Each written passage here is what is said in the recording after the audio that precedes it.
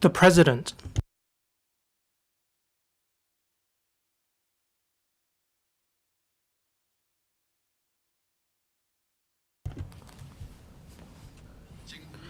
Government Bill, first reading. Appropriation Bill 2025. Second reading, Financial Secretary. Mr. President, honorable members and fellow citizens, I move that the Appropriation Bill 2025 be read a second time. The budget is presented at the halfway stage of the current term government. Over the past year, we have seen a number of positive developments in Hong Kong. Our economy has grown for 2 consecutive years. The employment market has been stable, while inflation remains moderate. Our efforts to attract talent and enterprises have been remarkably successful. The successive staging of large-scale international mega events has been coupled with a notable increase in visitor arrivals. Sentiment in the stock market continues to improve alongside a generally buoyant atmosphere across the city. Nevertheless, Hong Kong has also experienced a lot of challenges. The international geopolitical landscape has caused disruptions to trade, supply chain, cash flow, and sentiment in the investment market. Local asset prices are contained under a relatively high interest rate environment, whereas the retail and catering markets are still troubled by changes in the consumption pattern of visitors and our residents. While putting Hong Kong's economic resilience to the test, these challenges signify to us the necessity to reform, innovate, and relentlessly improve in the process of economic development.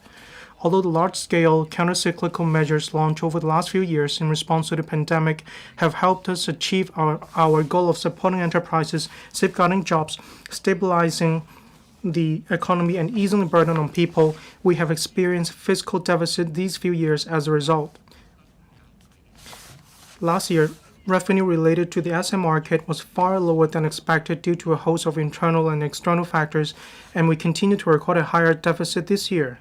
In this budget, I proposed a reinforced version of the fiscal consolidation program, including a cumulative reduction of government recurrent expenditure by 7% from now through 2027 to 28. Strictly containing public expenditure is a must, but we should proceed in a steady and prudent manner and be careful to find a balance among the various impacts that may arise in the process. While laying a sustainable fiscal foundation for future development, this approach represents our all-out effort to minimize the impact on public services and people's livelihood. It gives us a clear pathway towards the goal of restoring fiscal balance in the operating account and applying a progressive manner within the current term of the government. To seize the opportunities brought about by the rapid advancement of innovative and technology, we must accelerate the development of the Northern Metropolis, NM. It is an investment in our future. Given our prerequisites and capabilities, we can suitably expand the size of bond issuance on the premise of maintaining healthy public finances and use the funds raised in a proper and flexible manner to invest in Hong Kong's future and create value for our society. In the midst of global changes, technological innovation is our core engine. We must expedite our economic development, in particular boosting new economic driving forces while enhancing the competitive edge of traditional industries at an accelerated pace. Technology reform and artificial intelligence AI development are remodeling the global landscape, leading to the emergence of new industries, new forms of business, new products, and new services. We have to seize the opportunity to make the most out of this critical window to speed up our development, establishing the new before abolishing the old. Transformation and innovation will lead our way into the future, and we are poised to fast-track the high-quality development of Hong Kong's economy. I will elaborate on this a little later. Last year, Hong Kong's economy progressed steadily amid a complicated and changing environment.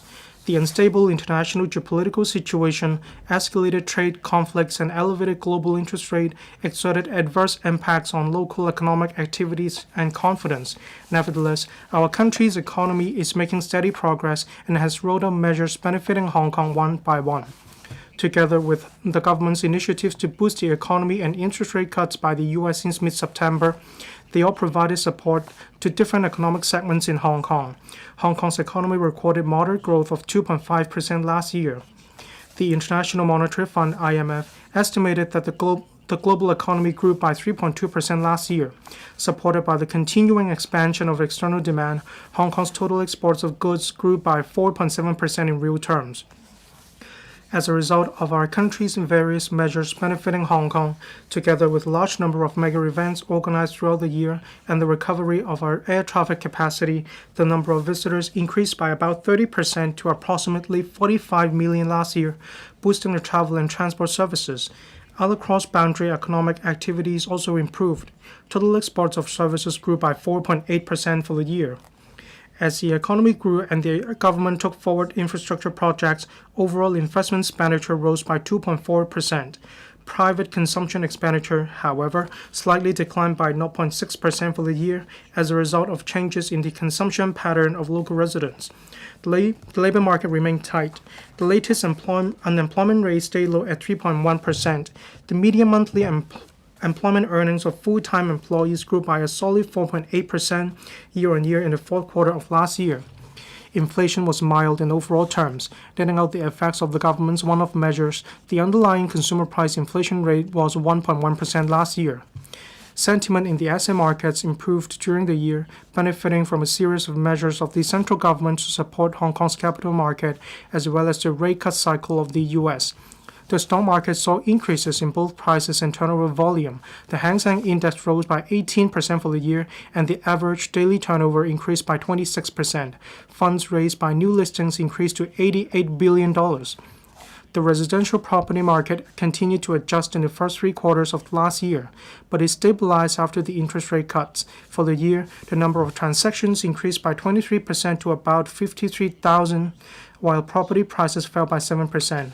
The non-residential property market remained stagnant. Economic outlook for 2025 and the medium term. The Hong Kong economy still faces a very challenging external environment, but there are quite a few positive factors at the same time. Trade protectionism affects global trade and capital flows, and dampens investment and consumer confidence, and weighs on global economic growth. It is encouraging that the mainland economy continues to grow steadily. Our country's domestic and international circulation, expansion of high standard opening up, global setup of industry chains and supply chains by mainland enterprises, etc., benefit the steady development of external trade. In addition, the mainland economy is resilient and has a solid foundation. The central government's implementation of a more proactive fiscal policy and a moderately accommodative monetary policy, along with its efforts to expand domestic demand, add momentum to economic growth. The gradual easing of monetary policies by major central banks should support their economic growth. However, the economic and trade policies of the U.S. have brought uncertainties to the pace of the rate cuts this year. The European Central Bank also indicated that it would lower interest rates further if inflation broadly trends towards its target level. According to the IMF latest projections, the global economy will grow by 3.3% this year, slightly higher than last year. Against the above backdrop, Hong Kong's exports are expected to see steady performance this year. Moreover, riding on various policies and good momentum of last year, visitor arrivals should continue to increase. Together with the recovery of other cross-boundary economic activities, these should drive continuing growth in services exports. On domestic demand, investors may be more cautious due to uncertainties in the external environment. However, the expected relaxing of the global financial conditions will bode well for fixed asset investment. After last year's adjustment, private consumption shows stabilizing signs towards the end of the year. A sustained increase in residents' income and steady development of the asset markets would boost consumption further. Based on the above considerations, we forecasted Hong Kong's economy will continue to grow moderately this year, rising by 2 to 3% in real terms for the year. As for prices, it is expected that domestic cost pressures might increase as the economy continues to grow. External price pressures should remain broadly in check, though geopolitical situations may bring risks. We forecasted underlying inflation rate and the headline inflation rate this year to be 1.5% and 1.8% respectively. In the medium term, monetary policy normalization will help sustain solid growth in the global economy. The Global South, in particular the mainland, will continue to be an important driver of global economic growth. Geopolitics will still bring challenges to Hong Kong's economy. However, the mainland is promoting high-quality development through scientific and technological innovation, comprehensively deepening reform, and expanding high-standard opening up. Hong Kong is also making every effort to promote market diversification and open up new growth areas, and the economy is expected to grow steadily. Under the one country, two systems principle, Hong Kong is the only place in the world that combines the global advantage and the China advantage. The current term government has been vigorously expanding economic capacity and enhancing competitiveness and achieved considerable results. As long as we actively integrate into our country's development and proactively align with national development strategies, we'll definitely continue to seize new opportunities arising from the economic development of our country and the world, creating a bright future. We forecast that Hong Kong's economy will grow on average by 2.9% a year in real terms from 2026 to 2029. The underlying inflation rate is forecast to be on average 2.5% a year, strengthening foundation to accelerate development. Hong Kong's economy has recorded moderate growth for 2 consecutive years. The government has been active in promoting innovation and technology I&T development while striving to attract more enterprises, capital, and investment institutions through diversified business promotion activities. Recently, Hong Kong has made continuous improvement in a number of economic segments. The government's efforts to build a vibrant economy and compete for enterprises and talents have yielded considerable results. 1. Buoyant stock market. The sentiment and trading performance of the local stock market improved last year. Since the beginning of this year, trading has been even more active, with average daily turnover exceeding $200 billion recently, up by more than 50% over last year's average. Total market capitalization reached $40 trillion. 2. Vibrant initial public offering IPO activities. Enterprises are increasingly confident about Hong Kong's financing prospects. Funds raised from new listings in Hong Kong amounted to $88 billion last year, a year-on-year increase of nearly 90% and ranking fourth globally. Over 100 new IPO applications are being processed by the Hong Kong Exchanges and Clearing Limited, Hong Kong X. 3. Excellence in wealth management. Hong Kong is Asia's largest hedge fund center and the second largest center for private equity management after the mainland. There are more than 470 open-ended fund companies in Hong Kong, double that of a year ago, and over 1,050 registered limited partnership funds, a year-on-year increase of about 40%.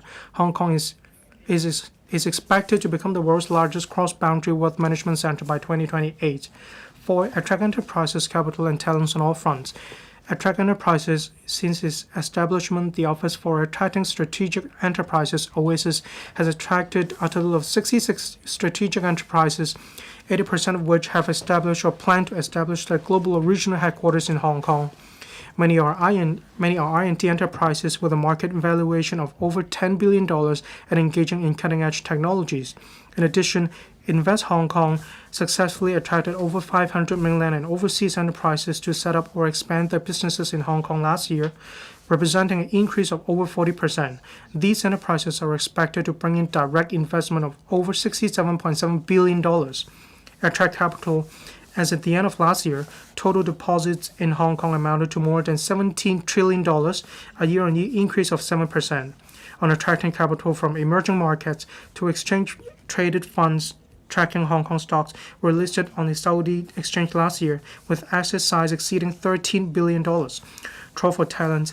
As at the end of last year, various talent admission schemes have received a total of over 430,000 applications and approved more than 270,000, bringing some 180,000 talents to Hong Kong. We are proactively introducing additional measures to attract more enterprises or organizations to establish their presence in Hong Kong, bringing more mega events and visitors to the city. 1. OASIS will announce a new batch of more than 10 strategic enterprises next month. Together with those previously announced, they will invest a total of about $50 billion in Hong Kong and create more than 20,000 jobs over the next few years. 2. We strive to attract enterprises from the mainland and around the world to set up headquarters or corporate divisions in Hong Kong. We have submitted a bill to LegCo for the introduction of a company redomiciliation mechanism to provide facilitation for companies domiciled overseas to redomicile in Hong Kong. 3. The headquarters of the International Organization for Mediation, IOMED, will open by the end of this year at the earliest. As the first international intergovernmental organization to set up its headquarters in Hong Kong, IOMED is also the first of its kind in the world that specializes in resolving international disputes by means of mediation. It is conducive to affirming the positioning of Hong Kong as a capital for international mediation. 4. Kai Tak Sports Park, set to open officially in 3 days, provides a world-class venue for hosting international mega events, taking forward the development of culture, sports, and tourism as an industry in Hong Kong. It is also one of the event venues of the National Games. And 5. The World Tourism Cities Federation WTCF's 2025 WTCF Fragrant Hills Tourism Summit will be held in Hong Kong for the first time in April.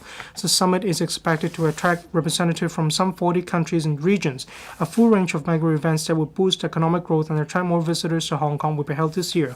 I will elaborate on the details in the relevant sections. Upholding principles and innovation and cultivating new quality productive forces. Hong Kong is facing a rather complicated international environment amid changes seen in a century around the world.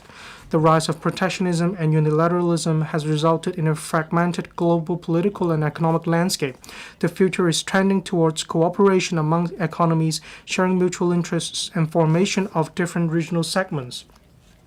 The vigorous development of AI is reshaping the medium to long-term global economic landscape. In particular, its development is no longer confined to a single technology domain, but penetrating into each and every industry in the form of AI+.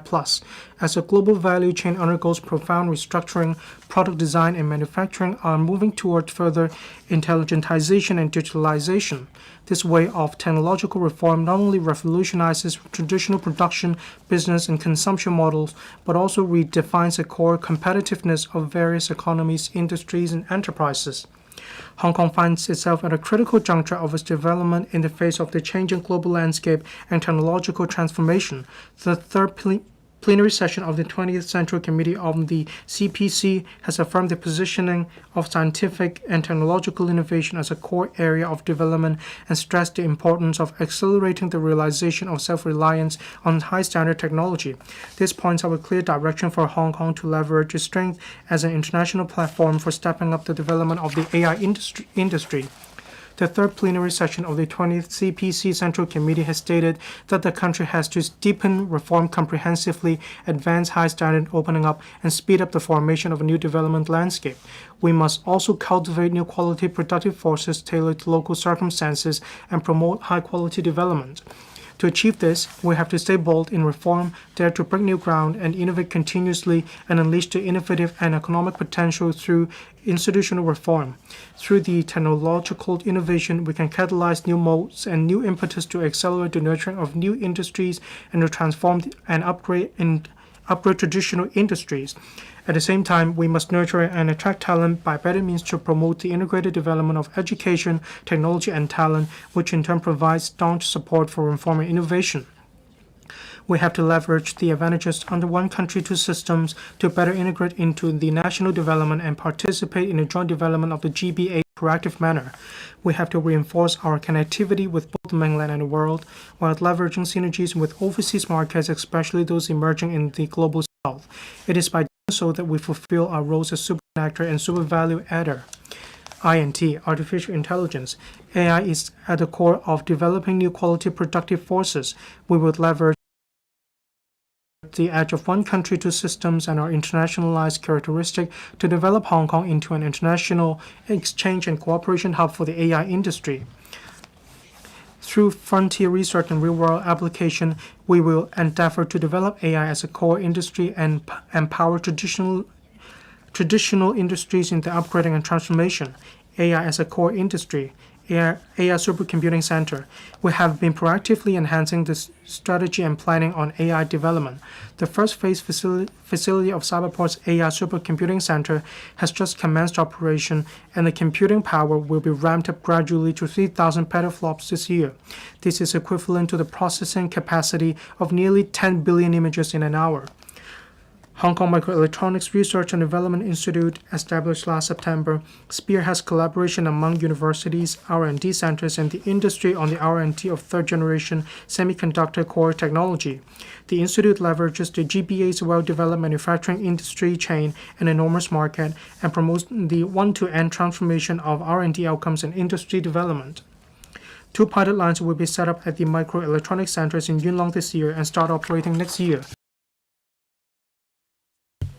To spearhead and support Hong Kong's innovation R&D as well as industrial application of AI, I have set aside $1 billion for the establishment of the Hong Kong AI Research and Development Institute. The Digital Policy Office (DPO) will formulate the establishment arrangements of the institute and its specific goals, focusing on facilitating upstream R&D, midstream and downstream transformation of R&D outcomes, and expanding application scenarios. Since its launch in October last year, the AI subsidy scheme has approved 5 projects led by local universities, research institutions, etc. to accelerate local R&D work relating to big language models, new materials, large synthetic biology models, and so on, to bring together top talents in the industry to study the development and application of AI.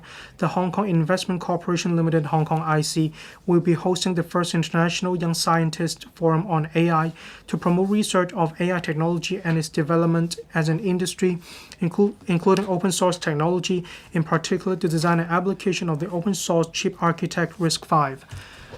Financial and tech support to further assist specialist technology and biotechnology companies, especially those listed in the mainland, in raising funds and expanding business. The Hong Kong X is actively taking forward the establishment of a dedicated technology enterprises channel, or TEC for short, to facilitate the relevant companies in preparing for listing applications.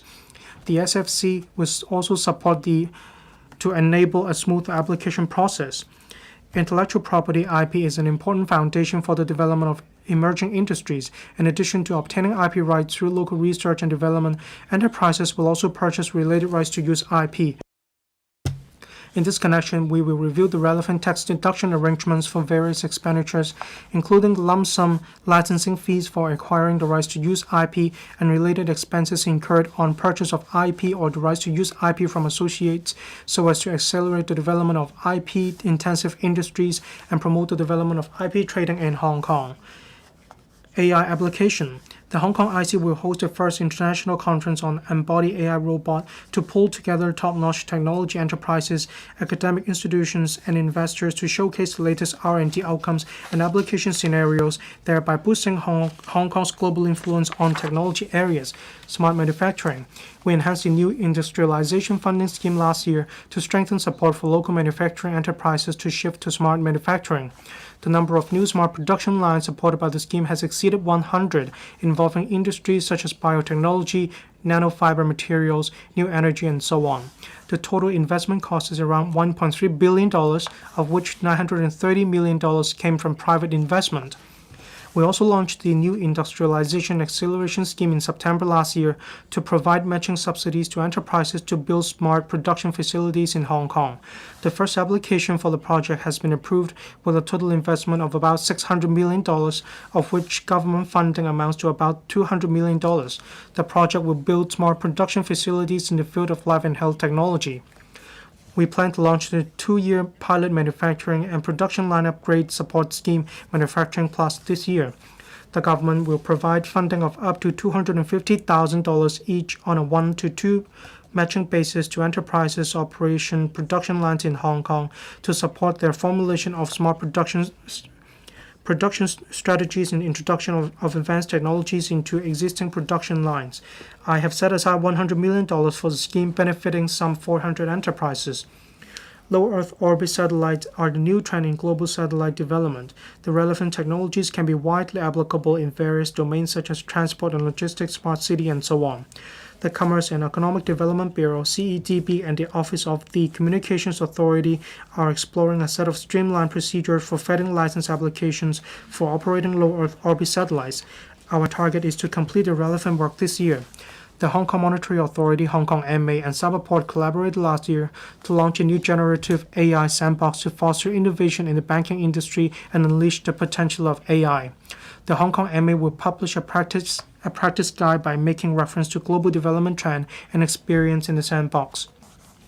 The government will draw up a medium to long-term development plan for new industrialization in Hong Kong.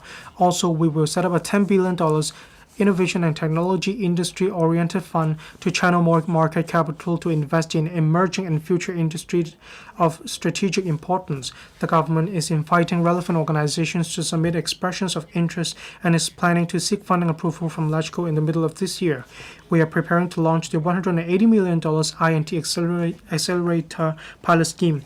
The government will provide up to $30 million in funding on a 1-to-2 basis to each professional startup service agency with a view to enriching Hong Kong startups' ecosystem through their business network and experience. The government has set up the Hong Kong Space Robotics and Energy Center under the Inno-Hong Kong Research Clusters with the aim of developing a multifunctional lunar surface operation robot which will contribute to the Chang'e 8's mission. Meanwhile, the government has started preparatory work for the setup of the third Inno-Hong Kong Research Cluster, which will focus on advanced manufacturing, materials, energy, and sustainable development. Proposals from institutions will soon be invited. Technology empowering industry development. The GBA plays an important strategic role in the national scientific and technological innovation system. Among the top 100 science and technology clusters in the Global Innovation Index 2024 published by the World Intellectual Property Organization, or WIPO, the Shenzhen-Hong Kong-Guangzhou cluster ranked second globally for the fifth consecutive year. With our country's staunch support, the publication event for the top 100 S&T clusters in the WIPO Global Innovation Index 2025 will be held in Hong Kong later this year, giving full recognition to the global importance of Hong Kong as a GBA's core city in the field of INT. Life and health technology. The government will support local universities to set up life and health technology research institutes through the subsidy program for the setup of Life and Health Technology Research Institute with a view to fostering cross-university institutional and multidisciplinary collaboration.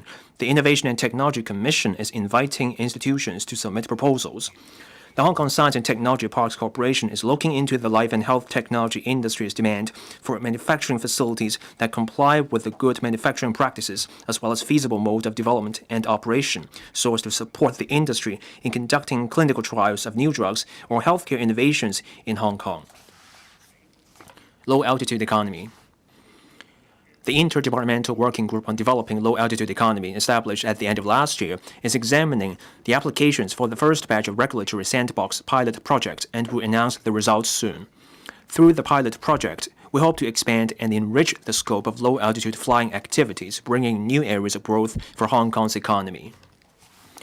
The government is reviewing civil aviation legislation to enhance the regulatory regime in support of long-term development of the low-altitude economy. We plan to introduce proposed amendments to the Small Unmanned Aircraft Order into LegCo in the second quarter of this year. We will also consider enacting dedicated legislation for various types of advanced air mobility and proactively strengthen our interface with mainland authorities on issues relating to the low-altitude economy. Technology product. We will provide local technology companies with more physical displays and sales environment for their product. The Hong Kong Trade and Development Council will add a thematic pop-up display area at the flagship retail platform, Hong Kong Design Gallery, and exhibition venues during major exhibitions to showcase high-quality innovative technology products to both local and overseas buyers or consumers. Patient capital. The HKIC, as patient capital, while seeking investment return in the medium and long terms, strives to bring in more frontier technology enterprises and patient capital to Hong Kong, so as to accelerate the establishment of Hong Kong's INT ecosystem and development of upstream, midstream, and downstream sectors of the industry chains. The HKIC has so far invested in over 90 technology enterprises, engaging mainly in hard and core technology, life technology, new energy, green technology, etc. Among these investment projects, every $1 invested by the HKIC attracts $4 of long-term co-investment. The HKIC will drive these technology enterprises and investment partners to leverage Hong Kong as a platform for business expansion and encourage them to establish venture business departments in Hong Kong. This is to attract more startup investment and facilitate relevant mergers and acquisitions. Northern Metropolis, industries and spatial distribution. The NM is crucial to the social and economic development of Hong Kong, providing impetus for the development of the INT industry, enabling more in-depth participation in the development of the GBA, while creating quality career development opportunities and living environment for our people. The government will continue to accord priority in providing resources to this initiative. Major industries include 1. INT. The Hong Kong Park of the Hetao Shenzhen Hong Kong Science and Technology Innovation Cooperation Zone, together with Sentine Technopool, will provide large tracts of INT land to leverage complementary advantages with the Shenzhen Park of the Hetao Cooperation Zone. We will also introduce new policies to facilitate cross-boundary flows of innovative elements. 2. high-end professional services and modern logistics, with the Shenzhen Bay Bridge and the Hong Kong-Shenzhen Western Rail Link connecting with Qianhai and Shenzhen under planning. Hongshui-Qiu-Hachu New Development Area is positioned to become a high-end professional services hub for local, mainland, and overseas enterprises. Under the East in, East out, West in, West out strategy for cross-boundary goods movement between Hong Kong and Shenzhen, we will also plan logistics land strategically in the vicinity of boundary control points. 3. Tertiary education. To complement the development of Hong Kong's INT industry and to promote Hong Kong as an international hub for tertiary education, we have reserved about 90 hectares of land in the NM for developing the Northern Metropolis University town, including the 3rd Medical School, and 4. Culture, sport, and tourism. Apart from reserving land for culture and sports facilities, the NM preserves traditional villages and historical and cultural resources. We will develop culture, sports, and tourism industries, including promoting ecotourism in accordance with the unique characteristics of different localities. Innovative and diversified land development approach. To press ahead with the NM development and bring in industries and to benefit the economy and people's livelihood sooner, the government will adopt a more diversified development approach with an innovative mindset, including piloting large-scale land disposal. We're inviting the market to submit expressions of interest for 3 pilot areas under large-scale land disposal, with the target of commencing tendering progressively from the second half of this year. We will also continue to identify suitable sites for private landowners to apply for in-situ land exchange for residential and industry development. Land for innovation and technology use. The Hetao-Shenzhen Hong Kong Science and Technology Innovation Cooperation Zone. The Hetao Cooperation Zone is a major cooperation platform for GPA development. It provides unique advantages in areas such as policy innovation, flow of innovation elements, and application of R&D projects. We attach great importance to its development. The Hong Kong Park will enter into operational phase this year. The first 3 buildings of Phase 1 are about to complete, and the first batch of tenants from life and health technology, AI, data science, and other pillar industries will begin to move in this year. I have earmarked $3.7 billion to expedite the provision of infrastructure and public facilities of Phase 1 development of the Hong Kong Park. Meanwhile, we will identify suitable land parcels for invitation of private development proposals this year with a view to expediting the development by leveraging market forces. Upon completion of the whole Hong Kong Park, its annual contribution to Hong Kong's economy is expected to reach $52 billion, and about 52,000 job opportunities will be created. Sandine Technopole. The Sandine Technopole is an important project for promoting INT. 20 hectares of land will be delivered in phases starting from 2026 to 27 for development and operation by the HKSTPC. The HKSTPC is carrying out a master planning study, which is expected to be completed in the 3rd quarter of this year. Data facility cluster at Sandy Ridge. We commenced the procedures last year to rezone a 10-hectare site at Sandy Ridge in the North District for use as data centers. The rezoning procedures are expected to be completed in the middle of this year. We're actively making preparations for land disposal. Pressing ahead with land development. Last year, we have commenced 3 major projects on second phase of development for the Hongshui-Qiu-Hachu New Development Area, remaining phase development of Kutong North Fanning North NDA, and the site formation and engineering infrastructure works for the first batch of land in Sandine Technopole. This year, we will start the works of Yunnan South NDA second phase development, complete the rezoning procedures for a data park site in Sandy Ridge, and finalize land use proposals for Ngaotan Mei as well as New Territories North, Newtown, and Ma Long this year for commencing the environmental impact assessments and other statutory procedures. Over the next few years, there will be considerable output in residential units and industrial land in the NM.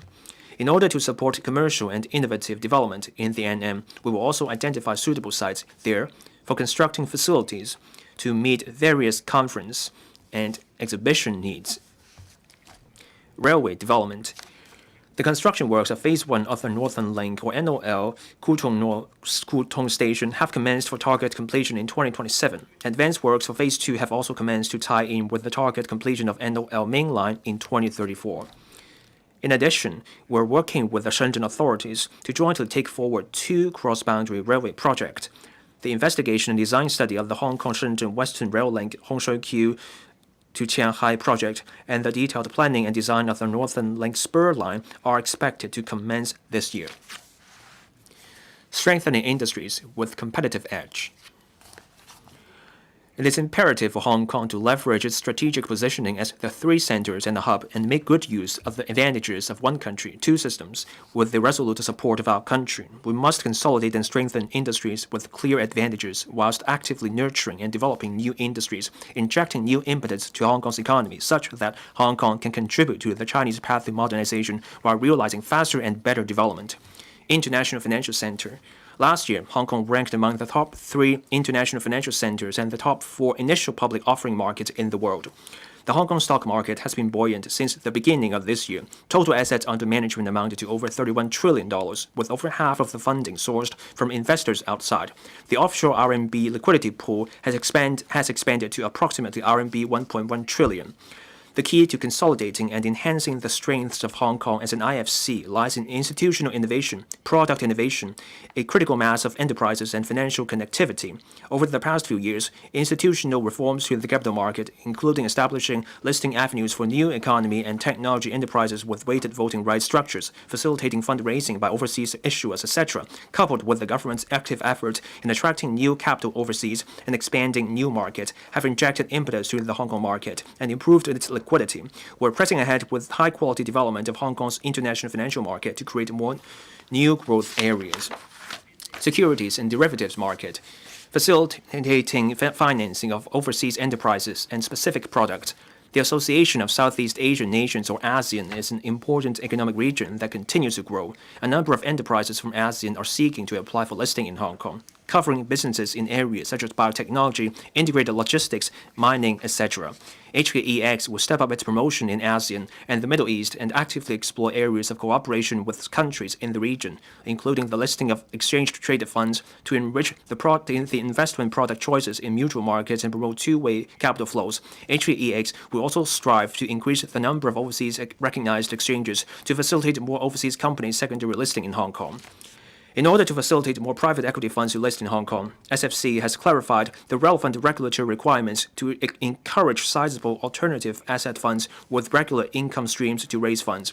In addition, HKEX will put forward recommendations to enhance the issuance mechanism of structured products with a view to providing greater flexibility for product listing and trading. Improving trading and risk management efficiency. We will continue to advance reforms to the trading mechanism.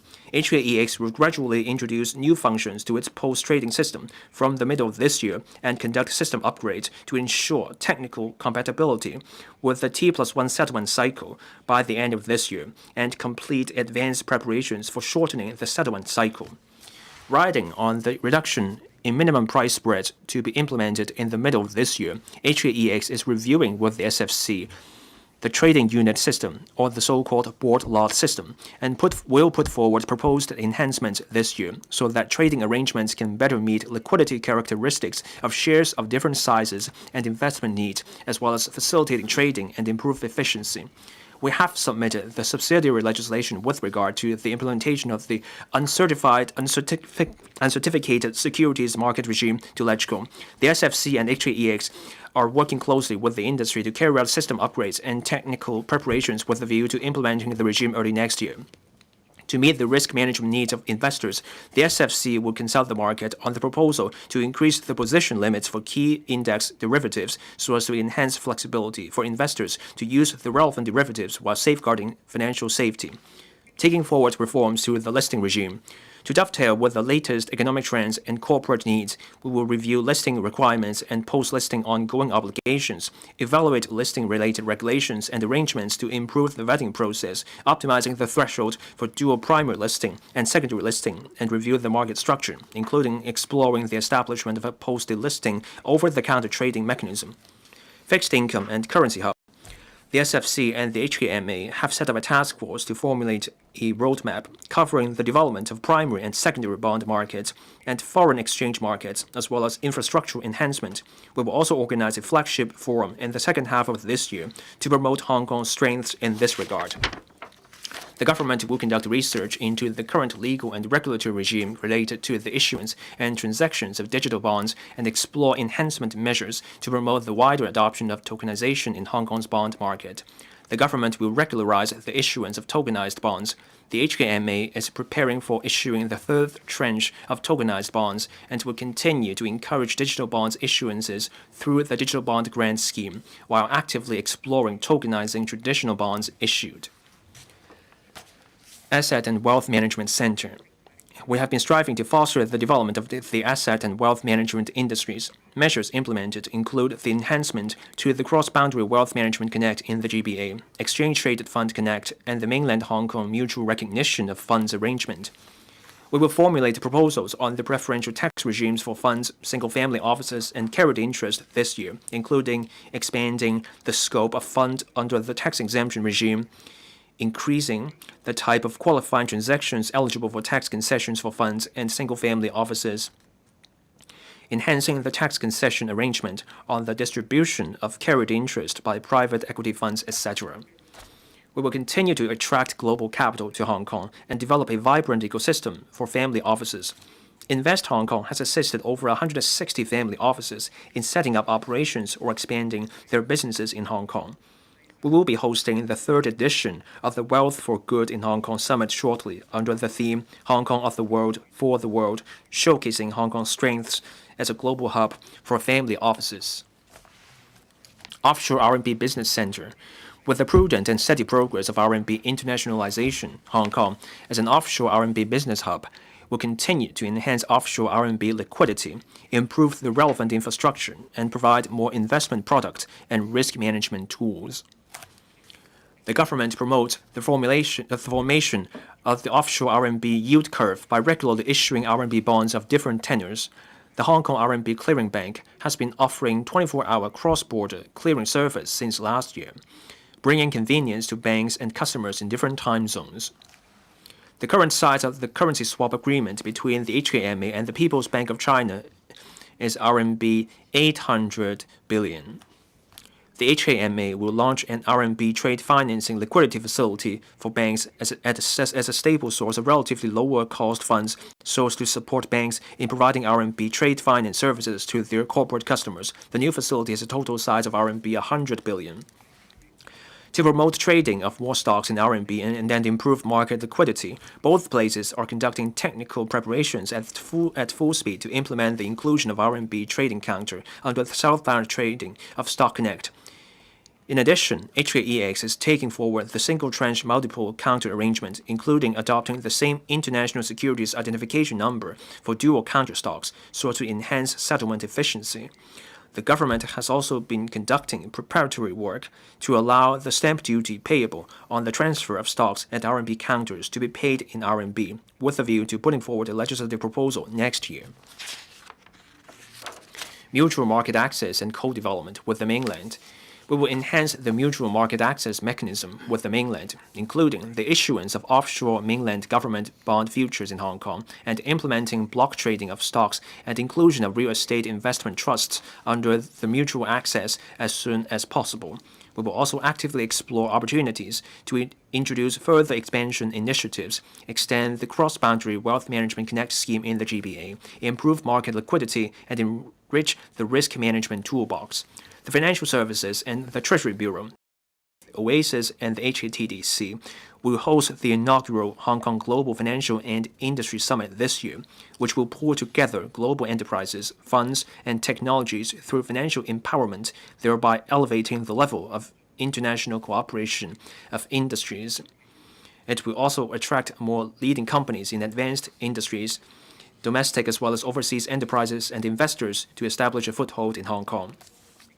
To promote the connection of e-payment between the mainland and Hong Kong, the PBOC and the HKMA are working closely to implement the linkage of faster payment systems of both places, with a view to providing round-the-clock real-time small-value cross-boundary remittance service for residents in both places. The service is expected to be launched in the middle of this year at the soonest.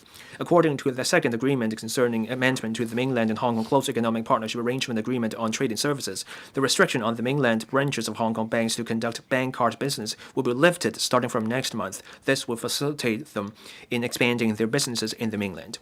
Fintech and financial innovation, virtual asset development. We have been actively developing the virtual asset ecosystem in Hong Kong in recent years and have been at the forefront by establishing a framework that balances regulation and market development. Consensus, an annual flagship event of the sector, was successfully held in Hong Kong recently, bringing together a few thousands of industry elites and companies from across the world in virtual assets, blockchain, Web3, and fintech, etc. This is a manifestation of global confidence in Hong Kong's vibrant development in this area. During the event, the SFC also announced a roadmap on the virtual asset market. We will soon promulgate a second policy statement on the development of virtual assets to explore how to leverage the advantages of traditional financial services and innovative technologies in the area of virtual assets, enhance security and flexibility of real economy activities, and encourage local and international companies to explore the innovation and application of virtual asset technologies. The government will conduct consultation on the licensing regimes of virtual asset over-the-counter trading services and custodian services this year. We have introduced into legislation a bill to put in place a regulatory regime for issuers of fiat-referenced stablecoins. Upon the passage of the bill, the HKMA will expedite the vetting of license applications. Gold and commodities. The Working Group on Promoting Gold Market Development will formulate a plan this year, covering measures to enhance storage facilities, optimize trading and regulatory mechanisms, expand exchange products, and conduct market promotion. The measures will be implemented gradually. London Metal Exchange, a subsidiary of HKEX, has included Hong Kong as its approved delivery point in January this year. Local warehouse operators have expressed interest in becoming its accredited warehouses. Relevant discussion is actively underway. Non-traditional risk transfer. As an international risk management center, Hong Kong has been providing diversified risk management tools.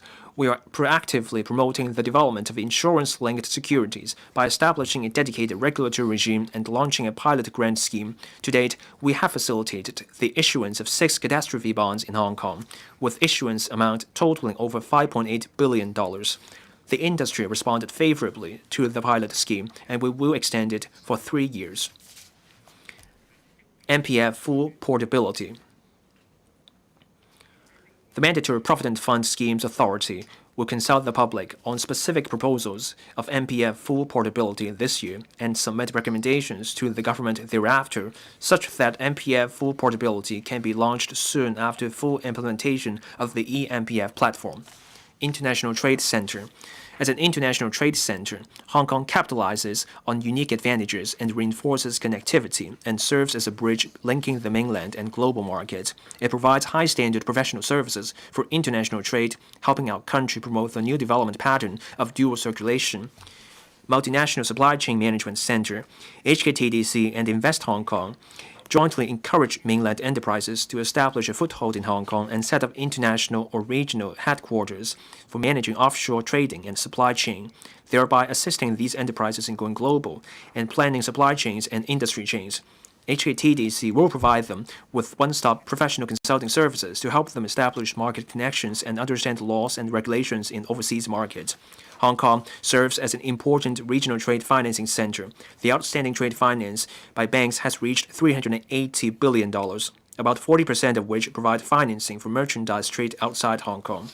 The trade financing liquidity facility recently introduced by HKMA and PBOC also provides greater flexibility for RMB trade financing. In addition, the Hong Kong Export Credit Insurance Corporation will provide credit insurance for export services relating to multinational supply chain to render more comprehensive support for enterprises seeking to go global. The government will make reference to the model law on electronic transferable records advocated by the United Nations Commission on International Trade Law and consider legislative amendments to facilitate digitalization of trade documents. We will submit the relevant legislative proposal to LegCo next year. Network expansion.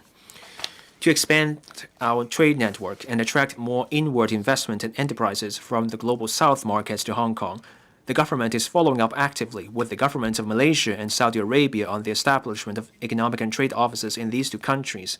In addition, Invest Hong Kong has established consultant offices in Cairo, Egypt, and Izmir, Turkey. HKTDC has also set up a consultant office in Cambodia. we are exploring the signing of investment agreements with Saudi Arabia, Bangladesh, Egypt, and Peru, and conducting negotiations with 17 countries on comprehensive avoidance of double taxation agreements. Strengthen cooperation with Belt and Road countries. Hong Kong will continue to utilize our role as a functional platform for the Belt and Road Initiative. We, together with business and professional services sectors, will continue to further cultivate the ASEAN and Middle East markets and explore opportunities in Central Asia, South Asia, and North Africa. HKTDC will strengthen BNR project matching, particularly on green development and INT. The BNR Summit is a flagship platform for Hong Kong to participate in and contribute to the BNR initiative. The 10th summit will be organized in September, and we will encourage different sectors to hold events around the summit period for enhancing synergies. Supporting local enterprises. To support the development of local enterprises and help them go global, we will inject $1.5 billion in total into the dedicated fund on branding, upgrading, and domestic sales, or the BUD Fund, and the Export Marketing and Trade and Industrial Organization Support Fund, and streamline application arrangements. CADB will announce details later. The government has been providing loan guarantees to businesses through the SME Financing Guarantee Scheme. As at the end of last year, a total of over $288 billion of loans has been approved under the scheme, benefiting nearly 65,000 small and medium enterprises. To meet the financing needs of SMEs during transformation, we relaunched the principal moratorium arrangement in November last year for 1 year, allowing enterprises to apply for principal moratorium for up to 12 months. In addition, many banks have joined the task force on SME lending jointly established by HKMA and the Hong Kong Association of Banks, committing to making flexible arrangements as far as practicable to ease the cash flow burden on SMEs. The funds dedicated for SME financing in the participating banks' loan portfolios have recently been increased to over $390 billion. To further assist local SMEs in tapping into the mainland market and increasing sales from electronic commerce or e-commerce market, HKTDC will launch the E-commerce Express in collaboration with large-scale e-commerce platforms to provide Hong Kong enterprises with one-to-one consultation services and thematic seminars. HKTDC will also enhance its mentorship scheme together with the Trade and Industry Department. By doing so, local enterprises will better leverage e-commerce and online shopping platforms in the mainland to boost sales. In addition, HKTDC will organize the second edition of the Hong Kong Shopping Festival. International Maritime Center. Hong Kong is the leading international maritime center. The government will continue to embrace changes and adopt an innovative spirit to create a stronger impetus for the development of the industry, establishing Hong Kong Maritime and Port Development Board. The government will establish the Hong Kong Maritime and Port Development Board this year to strengthen relevant research, promotion, and manpower training to facilitate the sustainable development of the International Maritime Center. High-value added maritime services. In the past few years, the government has introduced a series of tax measures conducive to the development of the maritime industry. In light of changes of international tax rules, we are enhancing these measures, including introduction of tax deduction on ship acquisition costs for ship lessors under an operating lease. To drive the development of maritime services, we also propose to provide half-rate tax concession to eligible commodity traders. We will introduce a bill into LegCo in the first half of next year. Modern logistics development. The government endeavors to identify and release suitable logistics sites. The first of such logistics sites in the vicinity of the Kwai Ting container terminals has just been disposed of by public tender. Meanwhile, the government initiated a study on the development model for logistics sites in the NM in order to develop modern logistics clusters. Findings of the study are expected to be announced this year. Smart Port. To develop Smart Port, the government has set aside $215 million to install the port community system with a view to enhancing the flow of data among stakeholders in the maritime, port, and logistics industries. We will seek funding approval from LegCo this year. International Aviation Hub. The Hong Kong International Airport, Hong Kong IA, connects to nearly 200 global destinations. Daily passenger throughput and number of aircraft movements have largely returned to the pre-pandemic level. Air cargo throughput has topped the global ranking for multiple years. The Hong Kong IA3 runway system was commissioned at the end of last year, while the related passenger facilities will start operation by phases from the end of this year. Airport City. The Airport Authority Hong Kong AA has just promulgated a development plan for expanding the airport city. With the aviation industry as its focal point, the airport island as well as the land and waters in its vicinity will be utilized for the development of a new highlight project encompassing high-end commercial, art, tourism, and leisure activities. Facilitate C919's entry to international aviation market. In January this year, our country's home-developed aircraft C919 was officially deployed for scheduled flights between Hong Kong and Shanghai. The inaugural flight outside of the mainland signified a major breakthrough for home-developed aircraft to go global. Hong Kong will help C919 enter the global market. The Hong Kong International Aviation Academy will expand its training programs to cover C919 aircraft-related aspects. Aircraft Parts Processing and Trading Center. Under the coordination of Invest Hong Kong, the AA has signed a memorandum of understanding with a leading overseas professional aeronautic services company to explore the possibility of providing professional services such as aircraft dismantling, parts recycling, and related training in Hong Kong, thereby developing Hong Kong into the first aircraft parts processing and trading center in Asia. Healthcare industry. Train and pool healthcare professionals. In recent years, the government has increased the number of medical training places on several locations. The number of places will increase to 650 in the 2025-26 academic year.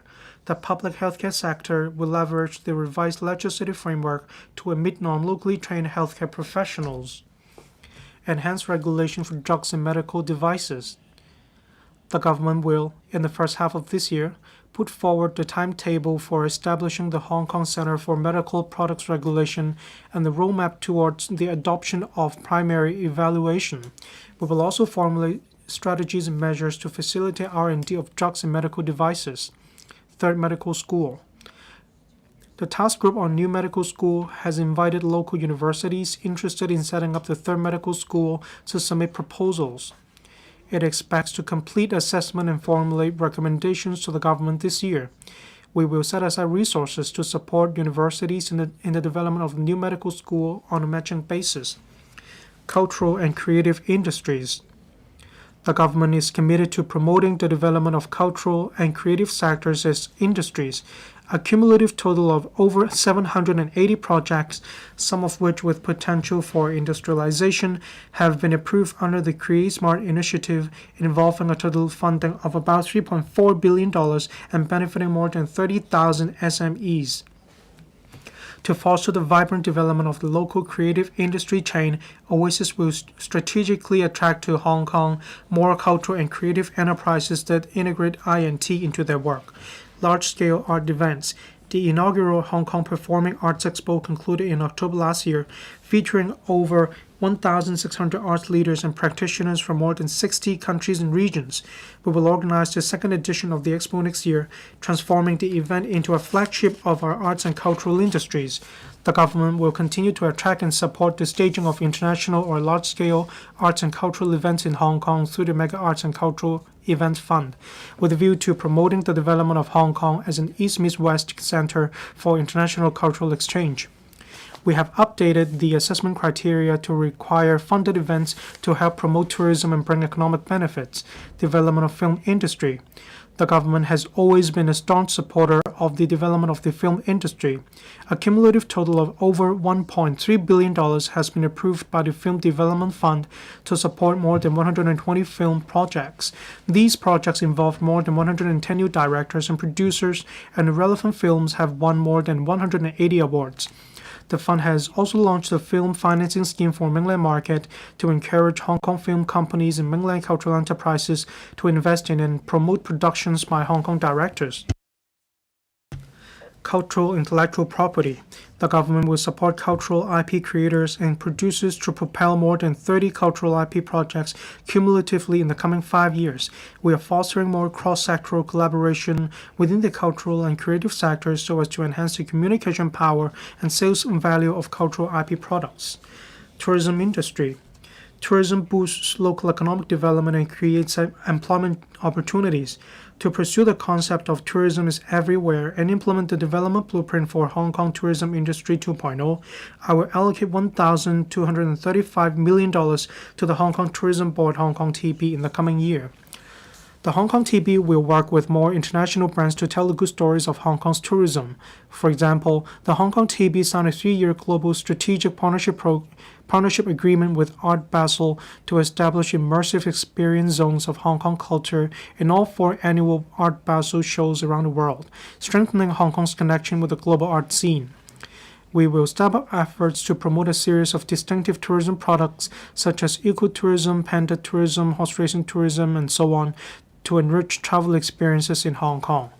The Hong Kong TB will continue to support the staging of more meetings, incentive travels, conventions, and exhibitions in Hong Kong, which are expected to bring about 183,000 additional visitor arrivals and spending of about $1.4 billion.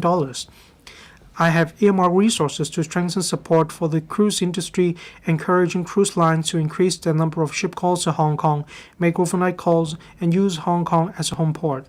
We will provide cruise lines with more concessions to attract cruise ships to berth at the Kai Tak Cruise Terminal during the low season.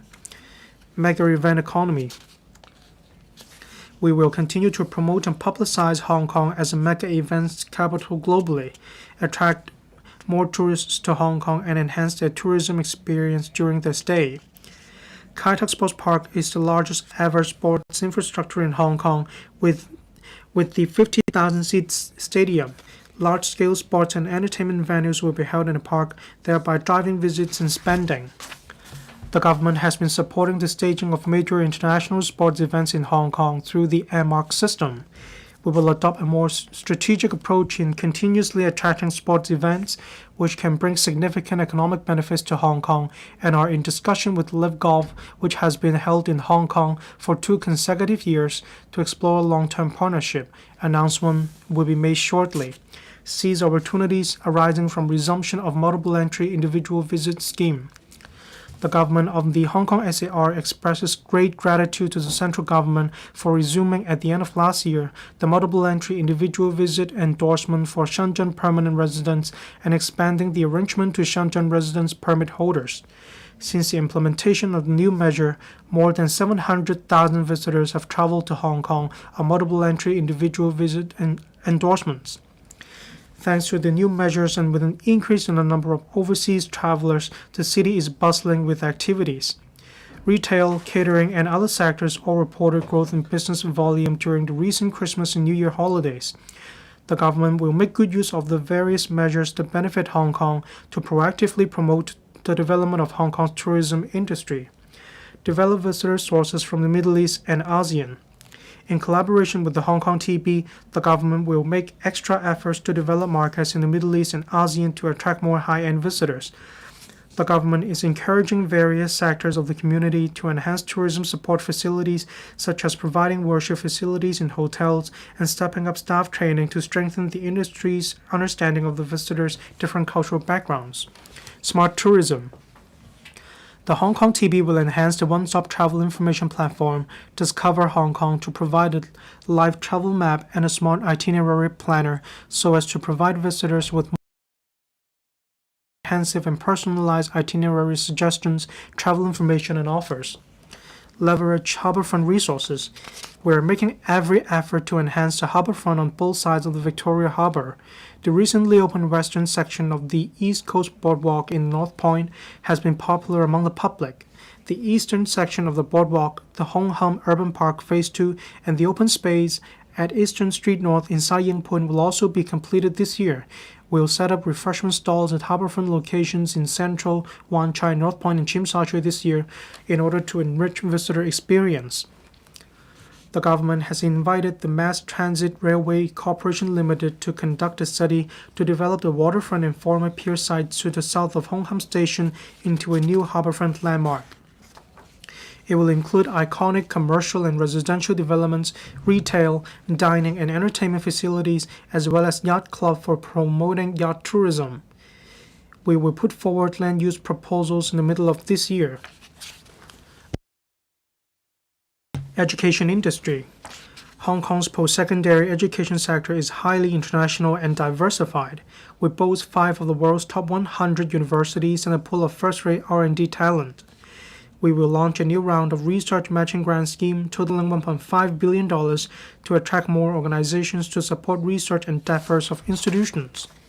The government will host more international education conferences and exhibitions to highlight Hong Kong's position as an international post-secondary education hub. We will step up the promotion of the Study in Hong Kong brand to attract more outstanding non-local students. The quota of the Hong Kong PhD Fellowship Scheme will be increased to 400 places per year. Self-financing post-secondary institutions complement publicly funded institutions in providing diversified articulation pathways for young people. The government has launched a new round of the land grant scheme and the startup loan scheme, under which land sites are granted a nominal premium with interest-free loans so as to support capacity expansion and quality enhancement of self-financing institutions. Talent Hub. All-out efforts to draw for talents. Attracting quality talents and professionals. The government makes every effort to draw for talents and will shortly invite top and leading talents to come to Hong Kong for development under the Quality Migrant Admission Scheme. We will also enhance the admission scheme for mainland talents and professionals and the general employment policy by allowing young non-degree talents with professional and technical qualifications and experience to come to Hong Kong to join skilled trades facing manpower shortage. Global Talent Summit, Hong Kong. The Hong Kong Talent Engage provides comprehensive one-stop support to incoming talents, promotes globally Hong Kong's advantages, and attracts talents. The HKTE plans to organize the second Global Talent Summit Hong Kong early next year to reinforce Hong Kong's status as an international hub for high-caliber talent. Belt and Road Scholarship. The government will continue to attract more students, especially those from ASEAN and other BNR countries, to study in Hong Kong through various measures, including the BNR Scholarship. New Capital Investment Entrance Scheme. Under the New Capital Investment Entrance Scheme, more than 880 applications have been received cumulatively, with an expected investment of over $26 billion. We will launch a series of enhancement measures shortly to provide greater flexibility under the scheme. All-out efforts to nurture talents. To stimulate primary and secondary school students' interest in INT, I have invited the HKIC, the HKSTPC, and Cyberport to coordinate the efforts of more than 100 technology enterprises under their purview to engage in interactions and exchanges with students to share frontier exploration and startup experience in technology through organizing product display in schools, site visits, etc. In the coming year, these technology enterprises cover various domains such as AI, robotics, and green technology. We're also encouraging technology enterprises in Hong Kong to provide resources, technical guidance, and practice scenarios for technology education such as coding and AI learning in schools, with a view to further enhancing young people's interest and capability in INT application through integrating theoretical learning and practical application.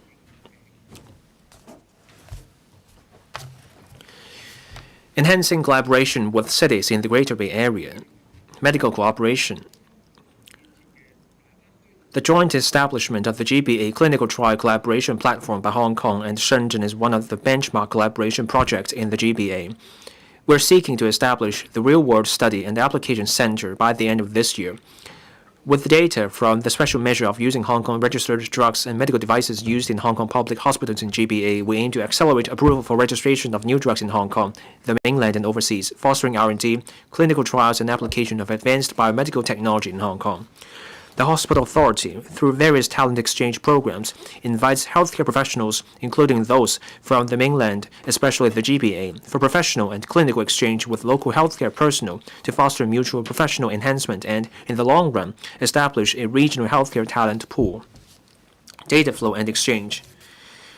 The facilitation measure on the standard contract for the cross-boundary flow of personal information within the Guangdong, Hong Kong, Macau, Greater Bay Area, mainland Hong Kong, helps promote the safe and orderly cross-boundary flow of authorized personal information and has been well received by the telecommunications sector since its launch. The measure has already been opened up for participation by other sectors. Financial cooperation. The HKMA and the PBOC signed the Memorandum of Understanding on cross-boundary credit referencing pilots last year on a pilot basis between Shenzhen and Hong Kong. The initiative has received positive feedback from the industry. We will progressively expand the pilot coverage to further facilitate cross-boundary financing for enterprises. Youth exchange. The Labor Department has since this year relaxed the requirement of joining the GBA Youth Employment Scheme to young people aged 29 or below with sub-degree or higher qualification, and increased the limit of allowance for enterprises to $12,000 per month per person for up to 18 months. Cooperation in transport and logistics. At the end of last year, the AA and the Zhuhai Transportation Holdings Group signed the agreement of shares acquisition concerning the equity acquisition of Zhuhai Airport, which provides a reinforced foundation for passenger and cargo connectivity between the airports. Separately, 21 airlines and 125 logistics companies have participated in the Sea Air Intermodal Cargo Transshipment Mode under the cooperation of Hong Kong and Dongguan. It is expected that the first phase construction of the permanent facility for the Phase 1 development of the logistics park in Dongguan will be completed this year, and the preliminary study of the Phase 2 development will commence shortly. Cooperation relating to construction industry. The Building Technology Research Institute established last year is comparing and complementing the testing and certification requirements between standards in different regions with a view to promoting local application of high-quality and cost-effective construction materials. Moreover, the Institute will closely liaise with the counterparts concerned in Guangdong Province for commencing a strategic study on standards in the GBA soon. We are actively collaborating with the Guangdong Province to leverage complementary advantages of modular integrated construction or MIC methods and develop MIC as an industry in the GBA. Efforts will be dedicated to R&D, quality accreditation, and international marketing of MIC. We have, in collaboration with Guangdong Province, successfully established the professional title evaluation mechanism for the first batch of Hong Kong engineering professionals.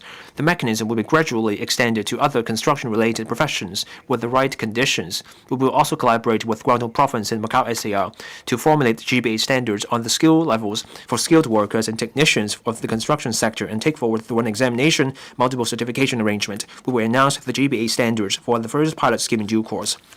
Legal cooperation. The Department of Justice is actively taking forward its work in setting up a dedicated platform for GBA lawyers to provide better support to the business development and brand building of lawyers. The DOJ will also actively promote the establishment of a GBA legal information platform to enhance legal information exchange. Development of Qianhai. The Shanghai-Shenzhen-Hong Kong Modern Service Industry Cooperation Zone is one of the major cooperation platforms in the GBA.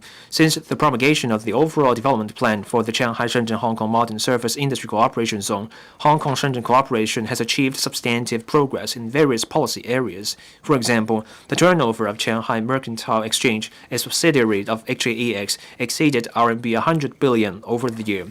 It operates our country's only offshore spot trading platform for soybeans.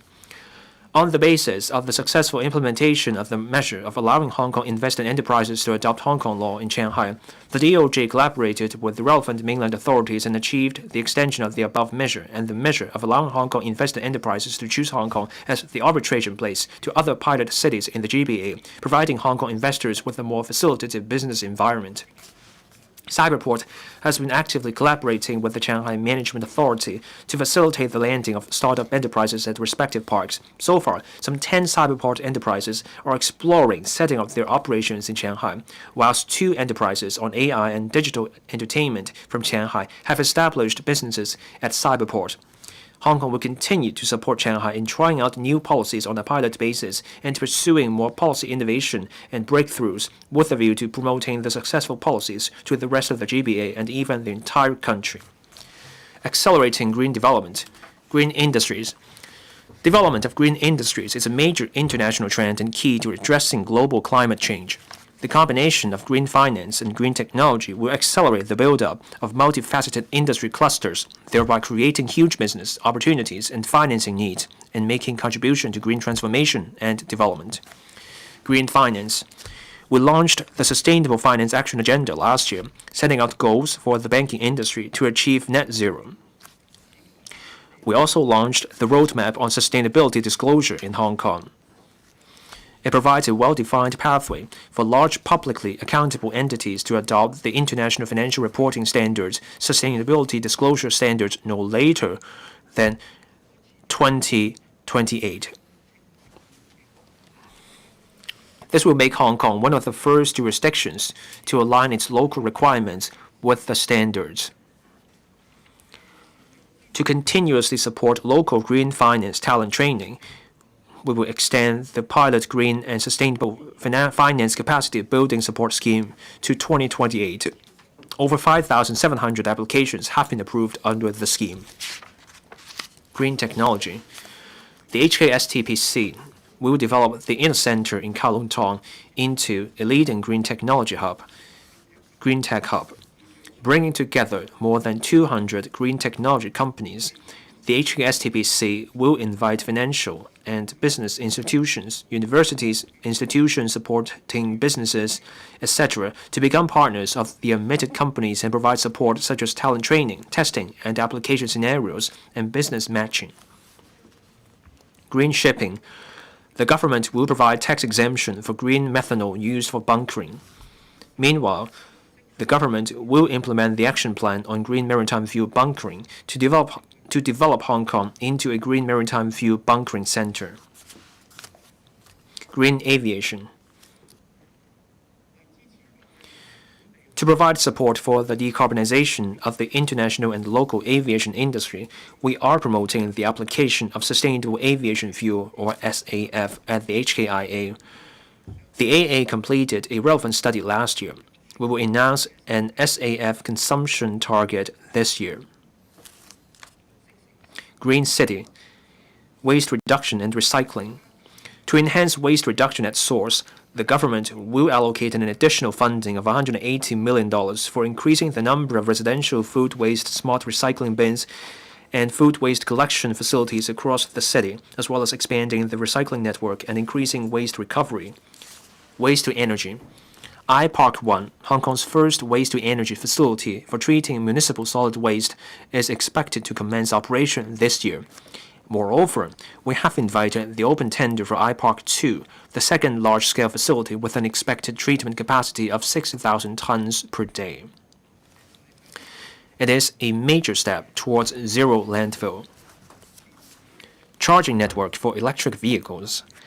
There are more than 100,000 electric vehicles in Hong Kong, about 8 times of that 5 years ago.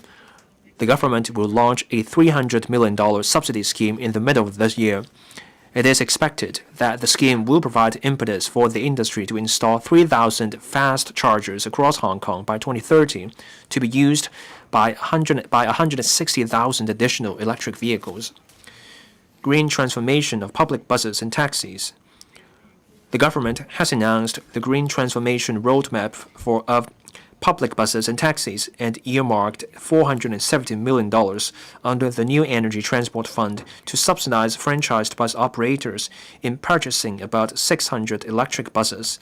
Also, $135 million were earmarked to subsidize the taxi trade in purchasing 3,000 electric taxis. In addition, the funding scheme to trial of hydrogen fuel cell heavy vehicles is now open for application. Smart and green mass transit systems. Last year, the government invited expressions of interest for the Smart and Green Mass Transit System project in Kai Tak, East Kowloon, and Hong Shou Kyu Ha Chun and Yuen Long South NDAs. The government will continue to take forward the project with an innovative mindset and strive to invite tenders for the Kai Tak project this year and the East Kowloon and Hong Shou Kyu Ha Chun and Yuen Long South NDAs projects next year, respectively. Sustainable development of agriculture and fisheries industries. We will continue to take forward the blueprint for the sustainable development of agriculture and fisheries to assist the upgrading and transformation of the agriculture and fisheries industries. The government has reserved a site in Sheungshui for the agriculture sector to set up the first multi-story, modernized, and environment-friendly livestock farm. For the fisheries sector, the first batch of marine fish culture licenses at Wong Chuk Kok Hoi and Mears Bay will be issued in the middle of the year, the earliest. We are also proactively working to establish a brand building and certification system for leisure fisheries and farming, as well as local agricultural and fisheries produce. Land and housing supply. We need a sufficient supply of land to create the capacity for supporting the development of new industries, injecting new impetus into our economy, and providing a better living and leisure environment for our people. The government will closely monitor market situation and development and roll out sites in a paced and orderly manner. Having learned from past experience that land shortage would constrain Hong Kong's development, we must persist with our work on planning and land creation. The pace of rolling out sites to the market can be adjusted in the light of actual circumstances.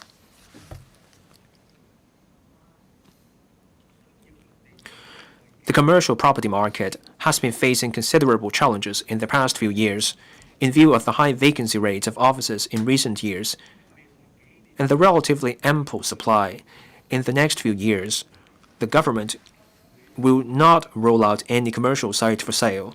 In the coming year, to allow the market to absorb the existing supply, we will also consider rezoning some of the commercial sites into residential use and allowing greater flexibility of land use. To tie in with the relevant work, we will also extend the deadline for completing in situ land exchange for commercial sites in the town center of Hongshuqiu Hachun NDA. The land sale list of the coming year comprises 8 residential sites. There will also be railway property development projects undertaken by the Urban Renewal Authority, as well as private development and redevelopment projects. Taken together, the potential land supply for the whole year is expected to have a capacity for providing about 13,700 units, similar to the projected annual demand for private housing as announced in the long-term housing strategy. The sale arrangements will be announced on a quarterly basis, having regard to market situation and relevant circumstances. We will prepare land for the production of about 80,000 private housing units in the coming 5 years. About 65% of the land comes from the NM and the Tongchong New Town extension. The above projection has yet to take into account the supply from development projects undertaken by the URA and other private development projects. Housing supply. On public housing supply, the government has identified sufficient land for meeting the supply target of 308,000 public housing units over the next 10 years. Coupled with light public housing, the total public housing supply in the coming 5 years will reach 190,000 units, which is about 80% higher than that of the first 5-year period since the current term government took office. On private housing supply, it is estimated that the completion of private residential units will be on average over 17,000 units annually in the coming 5 years, representing a decrease of about 8% over the annual average of the past 5 years. The potential supply of first-hand private residential units for the next 3 to 4 years will be around 107,000 units. Infrastructure development. Transport infrastructure. The government will strive to commence the detailed planning and design of the South Island Line West project this year. The construction works of the remaining sections of Route 6, namely the Central Kowloon Route and Trunk Road T2 and Cha Kuo Lang Tunnel, are entering the final stage. The Central Kowloon Route project is expected to be completed by the end of this year, while Route 6 will be fully commissioned next year. Professional development of construction industry. I have set aside $15 million for the work of the Center of Excellence for major project leaders over the next 2 years to enhance the professionalism, innovation capabilities, and cost-effectiveness management of the construction industry. The center will organize summits and various events to promote exchanges and cooperation transcending geographical and sectoral boundaries. To attract more young people to join the construction industry, we and the Construction Industry Council will jointly allocate funding totaling about $95 million to continue the provision of on-the-job training subsidies to trainees enrolling in part-time construction-related degree programs over the next 2 academic years. It is anticipated to benefit about 1,000 trainees. The CIC will allocate around $150 million to subsidize the construction industry to provide on-the-job training for about 2,500 graduates of degree programs in engineering, architecture, surveying, planning, and landscape architecture. This will assist more young people in obtaining professional qualifications. A caring and inclusive community, support for youth. The government has just raised the upper age limit for participants of the Youth Employment and Training Program to 29 and introduced workplace attachment opportunities in the GBA to help young people enhance their employability. The estimated expenditure for the program next year is about $100 million. In the coming year, we plan to offer around 4,000 short-term internship placements in bureaus and departments and public organizations for tertiary students. Students who aspire to pursue a career in public service may take the opportunity to broaden their horizons and better plan for their future career development. The Hong Kong Housing Authority has launched the Well-Being Startup Program on a pilot basis, offering rent-free shop premises in its shopping centers for young people to trial their business plans. The program has received ardent support from different sectors of the community. The authority will expand the program and appeal to private landlords for support. Caring for the elderly. The government will, in the next financial year, increase the number of vouchers under the Residential Care Service Voucher Scheme for the elderly by 1,000 to 6,000 in total, and increase the number of vouchers under the Community Care Service Voucher Scheme for the elderly by 1,000 to 12,000 in total, involving an annual expenditure of about $1,710 million and $900 million, respectively. The Working Group on Promoting Silver Economy will implement measures in 5 areas, namely boosting silver consumption, developing silver industry, promoting quality assurance of silver products, enhancing silver financial and security arrangements, and unleashing silver productivity. Relevant policy bureaus are taking forward their work. The HKMA will collaborate with the Hong Kong Association of Banks to formulate industry guidelines this year with a view to encouraging banks to offer elderly-friendly electronic banking services. Support for working families. As at the end of last year, about 50,000 households were receiving allowance under the Working Family Allowance Scheme, involving around 170,000 persons, inclusive of some 70,000 children. In 2025 to 26, the estimated expenditure for the scheme is about $2.1 billion. The government has increased the rate of the household and child allowances under the scheme by 15% across the board with effect from April last year. Child protection. The mandatory reporting of child abuse ordinance will come into effect next January, creating a wider protection web for children. The government will provide an additional annual provision of $186 million to increase emergency places for residential child care and strengthen professional support for child abuse victims and their families. Support for persons with disabilities. The government will set up 14 integrated community rehabilitation centers across the territory in phases to provide persons with disabilities who require medium to high-level care with flexible and integrated community support services through a case management approach.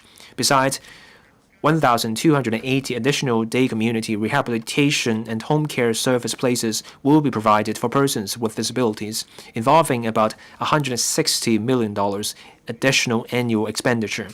Starting from the third quarter of this year, the government will regularize the pilot project on enhancing vocational rehabilitation services to provide training to persons with disabilities according to their personal interest and abilities to enhance their employment opportunities.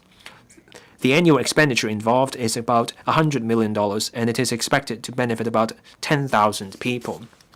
Women's development. The government is committed to women's development and launched the Women Empowerment Fund in June 2023 with an annual funding of $20 million. To date, the fund has provided funding support to women's groups and non-governmental organizations for launching over 240 projects, empowering women to excel. This year, a 2-year pilot mentorship program will be launched, pairing female university students with women leader mentors to promote women's workplace development. District services and community care teams. Last year, the chief executive announced that the government would regularize the establishment of district services and community care teams and increase their funding by 50% in the next term of service. Since the launch of the community care teams, they have paid visits to about 390,000 households and provided around 43,000 times of support services. The government will further enhance the provision of caring services. Enhancement of public healthcare system. To develop public health primary health care, the government will upgrade the district health center expresses in Central and Western District, Eastern District, and Yaoqing District into district health centers this year, with a view to strengthening the community healthcare system. The government is progressively implementing and completing the 16 Works project, which entail a total of about $190 billion under the first hospital development plan. Taking into account the latest demographic structure, planning, and development situation in Hong Kong, we will review the distribution, scale, and priority of projects under the second hospital development plan and will make the announcement in due course. Furthermore, the government and the HA are reviewing the structure and levels of subsidization for public health care with a view to strengthening the financial sustainability of public health care services and providing better support for patients with serious or critical conditions as well as those with financial difficulties. The outcome of the review will be announced this year. Combating illegal betting. In recent years, quite some members of the public have expressed concerns about the problem of illegal basketball betting in Hong Kong. According to the latest assessment of the Hong Kong Jockey Club, the turnover of illegal basketball betting reached $70 billion to $90 billion last year. To combat illegal betting activities in an effective manner, the government will explore regulating basketball betting activities and invite HKJC to submit a proposal.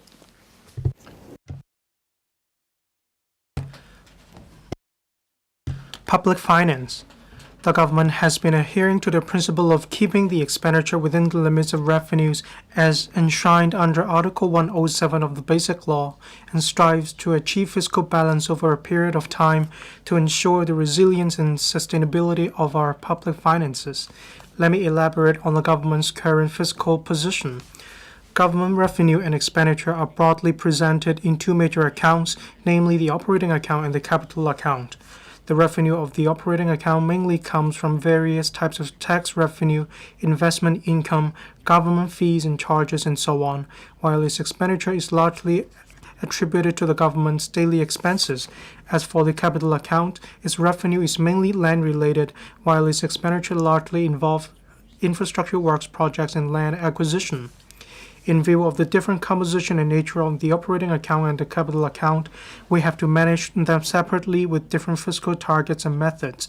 The operating account should be managed on the basis of keeping expenditure within the limits of revenues with a target of achieving a surplus. As for the capital account, expenditure on infrastructure works is our investment for the future. For instance, the annum development, which will bring economic and social benefits upon completion, has to be taken forward to meet the needs for social and economic development.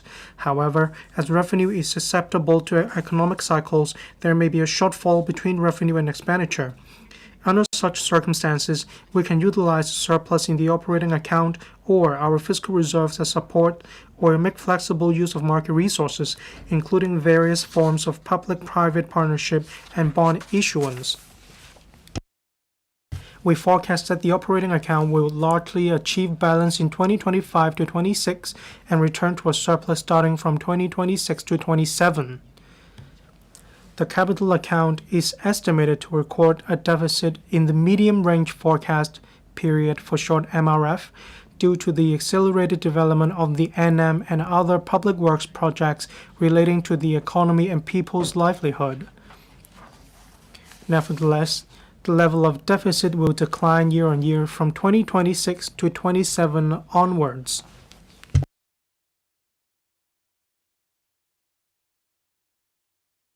Revised estimate for 2024 to 25. The 2024 to 25 revised estimate on total government revenue is $559.6 billion, lower than the original estimate by 11.6%. Among them, revenues from province tax and salaries tax remain stable at $177.7 billion and $88 billion respectively, comparable to the original estimates, demonstrating the strong resilience of Hong Kong economy. However, as the asset market is under pressure, government revenues from land premium and stamp duties have declined. Revenue from land premium is $13.5 billion, substantially lower than the original estimate by $19.5 billion. Revenue from stamp duties of $58 $8 billion is lower than the original estimate by $13 billion. Government expenditure for 2024 to 25 is comparable to the original estimate. The revised estimate of total government expenditure for 2024 to 25 is $754.8 billion, lower than the original estimate by $22.1 billion. Of this, the recurring expenditure is $562.5 billion, lower than the original estimate by $17.7 billion. Taking into account the issuance of government bonds of $130 billion and repayments of $22.1 billion, it is expected that there will be a consolidated deficit of $87.2 billion for 2024 to 25. Fiscal reserves are expected to be $647.3 billion by the 31st of March 2025. Estimates for 2025 to 26. Looking ahead to 2025 to 26, the government will continue to provide resources for consolidating momentum for economic growth, promoting the accelerated development of I&T industries, and enhancing public services. We will also increase capital works expenditure to cater for the NM and other public works projects relating to the economy and people's livelihood so as to support the sustained economic development of Hong Kong. The major policy initiatives announced in the 2024 policy address involve operating expenditure of $8.1 billion and capital expenditure of $14.1 billion. The financial implications of such initiatives have been reflected in the estimate for 2025 to 2026. Total government expenditure for 2025 to 26 will increase by 8.9% to $822.3 billion, with its ratio to nominal GDP projected to be 24.4%. Recurrent expenditure for 2025 to 26 will increase by 4.5% to $588.1 billion. Of this, substantial resources will still be allocated to livelihood-related policy areas, including healthcare, social welfare, and education, involving a total of $348.6 billion, representing about 60% of recurrent expenditure. Non-recurrent expenditure will decrease by 3.4% to $36.1 billion. Total government revenue for 2025 to 26 is estimated to be $659.4 billion, while earnings and profits tax are estimated to be $301.2 billion, increasing by 8.4% over the revised estimate for 2024 to 2025. On the basis of the land sale program and land supply target of 2025 to 26, revenue from land premium is estimated to be $21 billion, increasing by 55.3% over the revised estimate for 2024 to 25. Having regard to the recent trading conditions of the stock market, revenue from stamp duties is estimated to be $67.6 billion, increasing by 16.5% over the revised estimate for 2024 to 25. Besides, we will bring back about $62 billion from 6 endowment funds established outside the government accounts. Taking into account the bond issuance of about $150 billion and repayments of about $54.1 billion in 2025 to 26, a deficit of $67 billion is expected for the year. The fiscal reserve will decrease to $580.3 billion.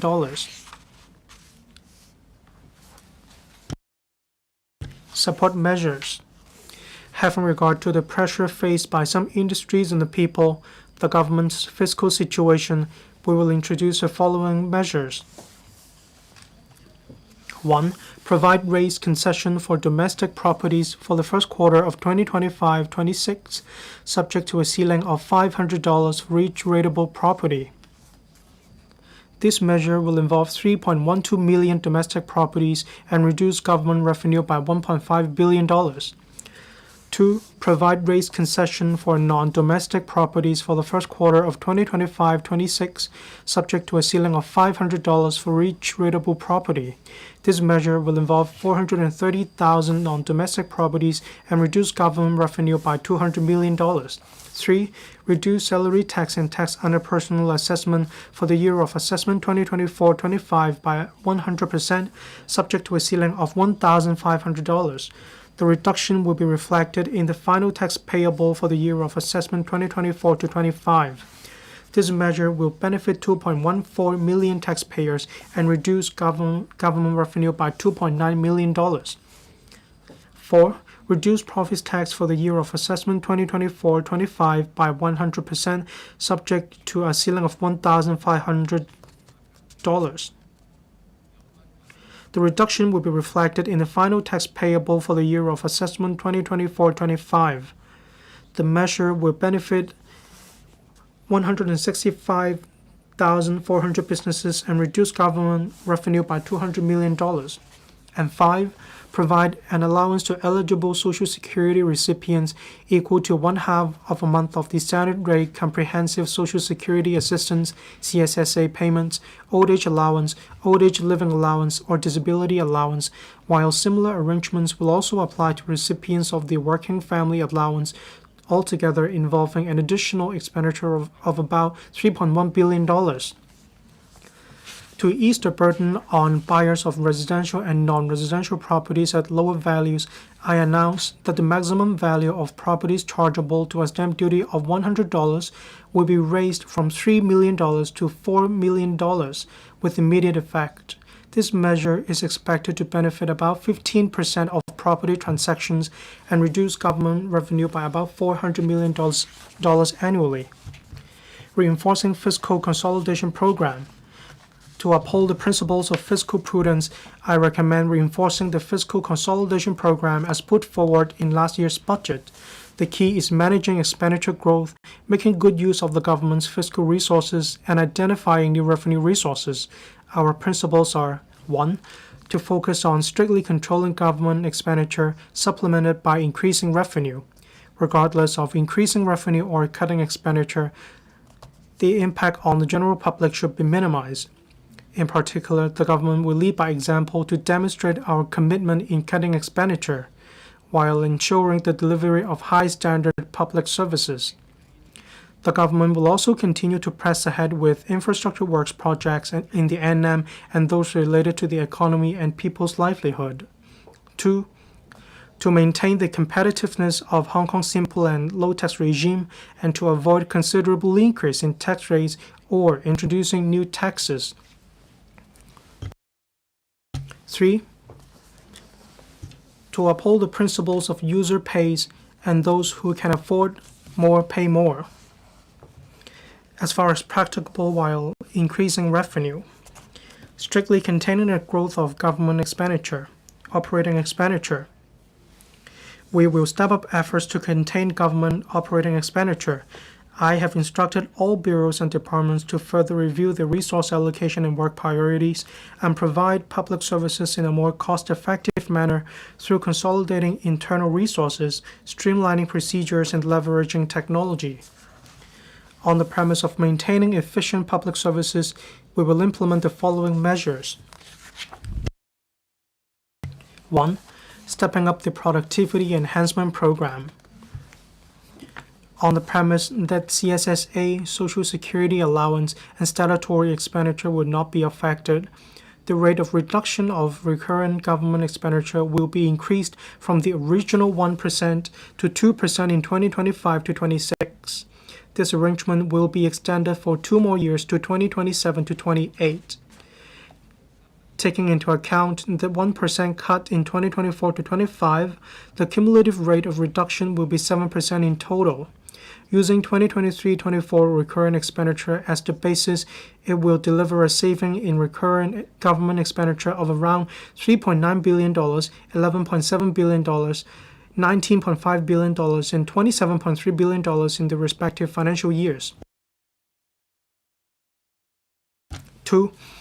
In view of the reduction in expenditure and enhancement in manpower utilization, the civil service establishment will be reduced by 2% each in 2026-27 and 2027-28. By the 1st of April 2027, about 10,000 posts are expected to be deleted within this term of government. And 3, the government will provide funding of $68.1 billion to the University Grants Committee UGC-funded university in the coming 3 years. This funding has reflected a 2% reduction target each year, which is in line with the magnitude of government's recurrent expenditure cuts. I must stress that this funding level is still higher than the $63.2 billion in the last triennium. In last year's budget, I have requested that the relevant bureaus review the operation of 2 transport subsidy schemes that incur relatively high expenditure with a rapid growth rate, namely the Government Public Transport Fare Concession Scheme for the elderly and eligible persons with disabilities, or the $2 scheme for short, and the Public Transport Fare Subsidy Scheme, or PTFSS for short. In order to enable the continued operation of the schemes in a financially sustainable manner, we propose the following adjustments after review. 1. The $2 scheme. On the basis that the targeted beneficiaries remain unchanged, the government will change the concessionary fare to $2 flat rate cum 80% discount. This means the beneficiaries will continue to pay $2 for trips with fares below or equal to $10. For trips with fares above $10, beneficiaries will have to pay the amount of full fares after 80% discount. Furthermore, the number of concessionary trips will also be limited to 240 per month. This fine-tuned proposal preserves our policy intent while striking a balance between enhancing the sustainability of the scheme and minimizing the impacts on the beneficiaries. And 2, on the PTFSS.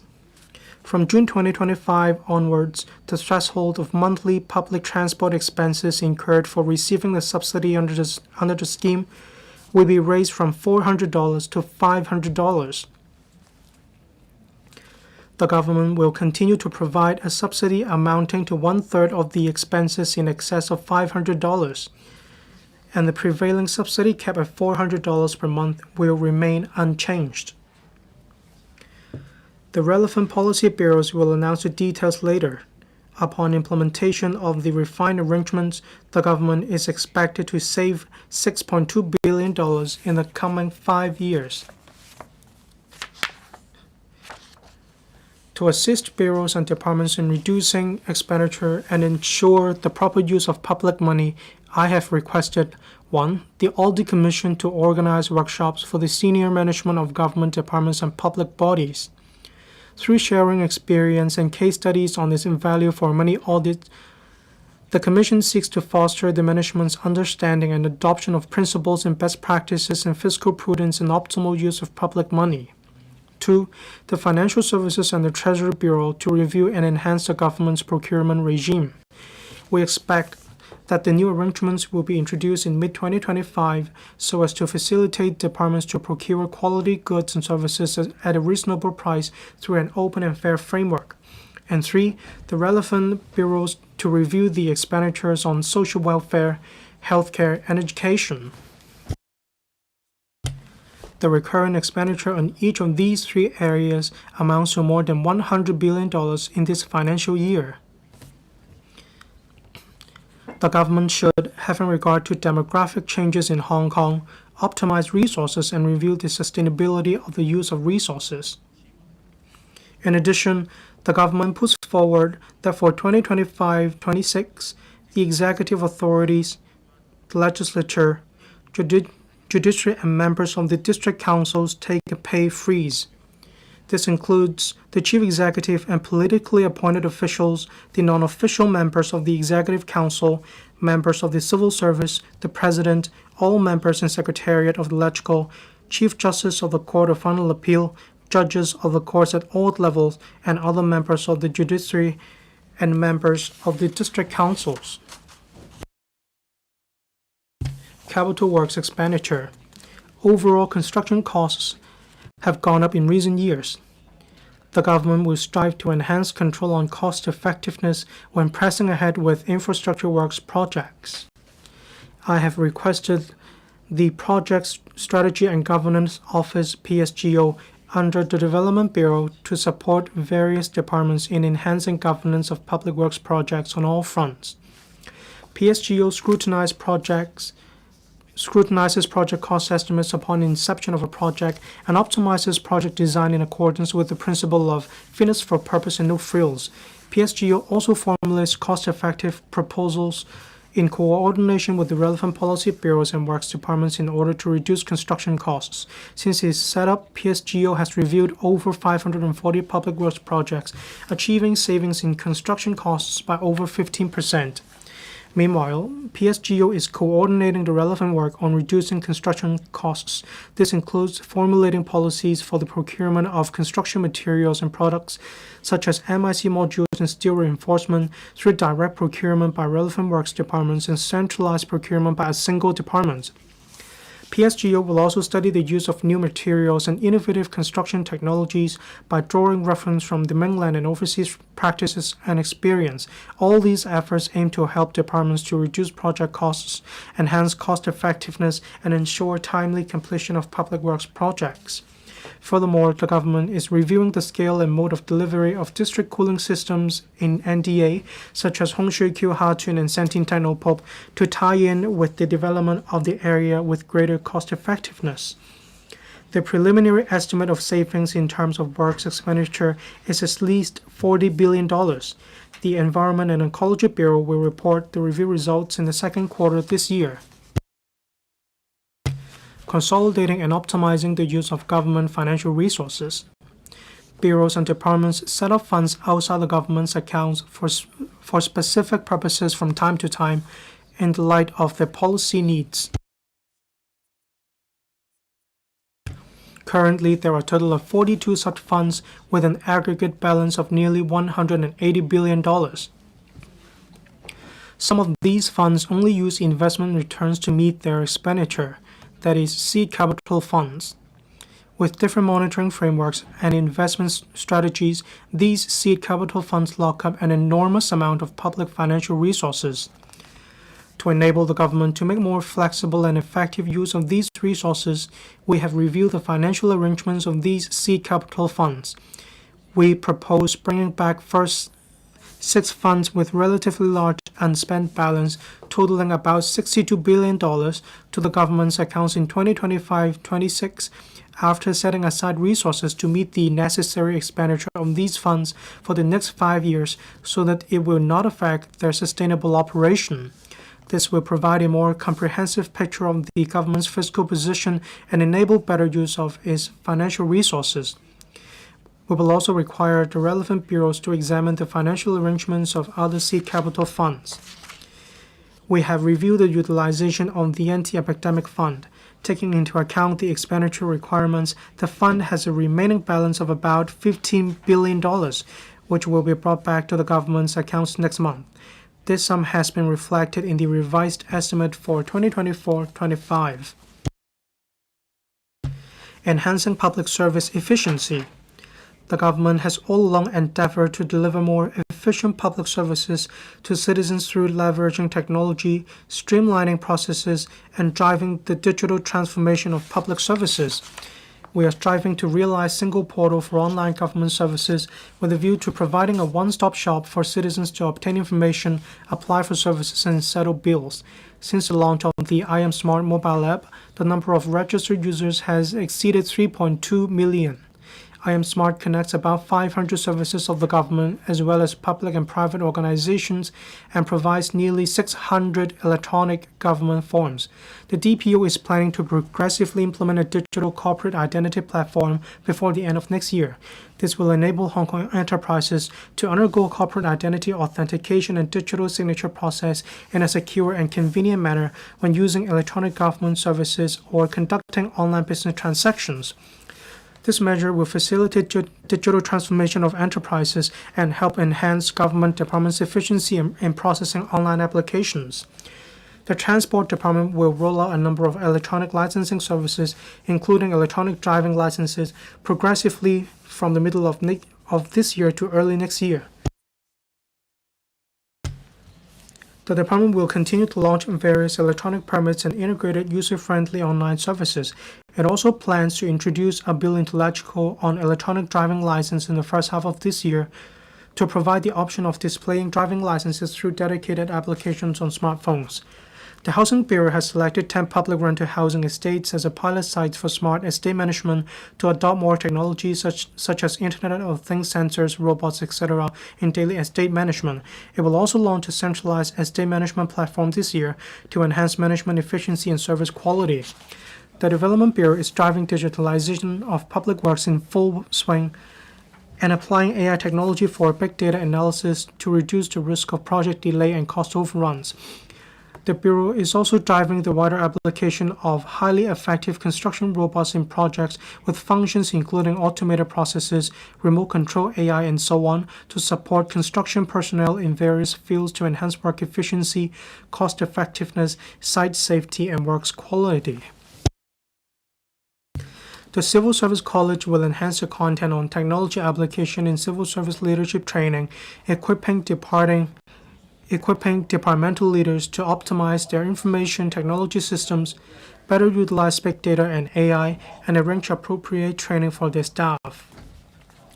Increasing revenue. For some time in the past, some government fees and charges have not been adjusted in accordance with the established mechanisms. As a result, these fees and charges are not pegged to their costs and fail to reflect the user pays principle. I am going to introduce the following measures. 1. The rate of air passenger departure tax will be increased from $120 to $200 per passenger starting from the third quarter of 2025 to 26. It is anticipated that the government revenue will increase by about $1.6 billion per year. The impact on air passengers is expected to be minimal. 2. An application fee of $600 will be charged under various talent and capital investor admission schemes with immediate effect. The visa fees to be charged based on the duration of limit of stay will be raised to $600 or $1,300. It is estimated that government revenue will increase by about $620 million per annum. 3. The government has cancelled the tolls for some major tunnels and strategic routes 3 years ago, and the tolls for some government tunnels have not been adjusted for over 3 decades.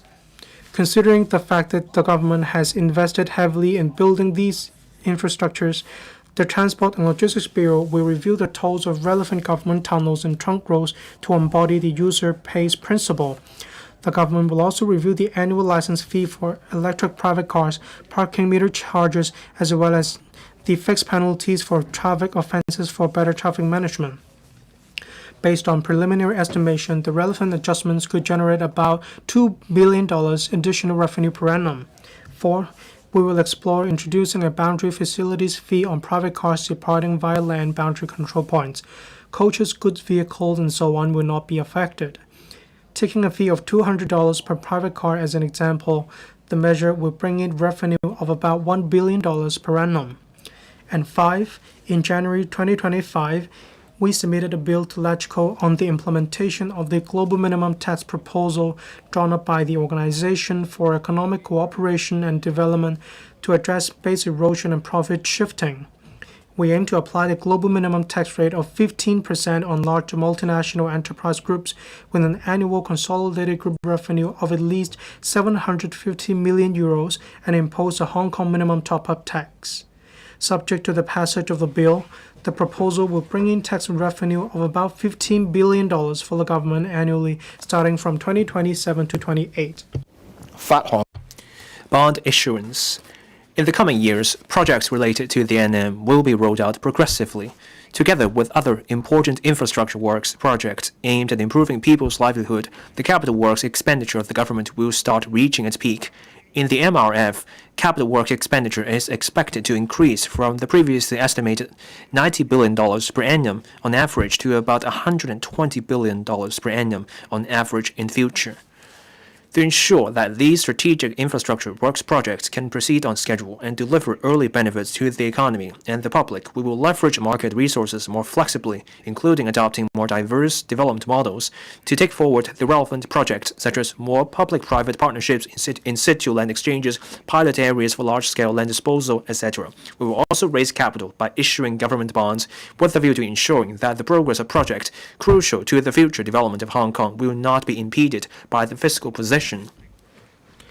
Issuing government bonds is one of the public financial management tools. Issuing bonds to support infrastructure development is a common practice worldwide. As long as the amount of bonds issuance is contained at a level that ensures fiscal prudence, capital can be utilized flexibly and for investing in future economic development, bringing greater returns and benefits to society. Hong Kong has the prerequisite and capability to suitably increase bond issuance, thereby effectively utilizing market resources. With the increasing capital works expenditure, I will expand the scale of bond issuance accordingly. It is expected that during the 5-year period from 2025 to 26 to 2029 to 30, a total of about $150 billion to $195 billion worth of bonds will be issued under the government's sustainable bond program and the infrastructure bond program every year. About 56% of the bonds issued will be used for refinancing short-term debt. We expect the borrowing ceiling of the above two bond programs will increase from the existing level of $500 billion to $700 billion in the MRF period. The ratio of government debt to GDP will stay at 12 to 16.5%, which is a prudent and manageable level, and is much lower than most of the advanced economies. I emphasize that proceeds from bond issuance will be used to invest in infrastructure, but not to fund government recurrent expenditure, which is the fiscal discipline that we have been strictly adhering to. Apart from leveraging market capital to support infrastructure works projects, the government issues bonds with the aim of fostering the development of the bond market. On the other hand, economic activities and development of industries driven by infrastructure investments will generate new development opportunities and revenues to Hong Kong. Issuing longer-term bonds to support longer-term projects could also align cash flow with project requirements.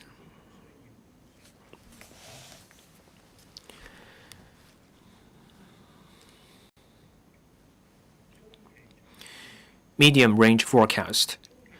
The MRF project, mainly from a macro perspective, the revenue and expenditure as well as financial position of the government. It has fully reflected the impact of the measures under the reinforced fiscal consolidation program.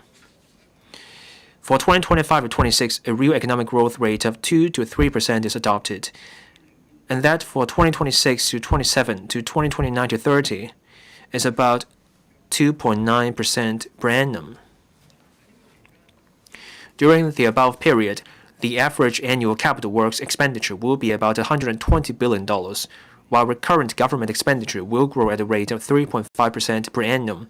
The ratio of total government expenditure to GDP will gradually fall from about 24.4% for 2025 to 26 to about 20.9% for 2029 to 30.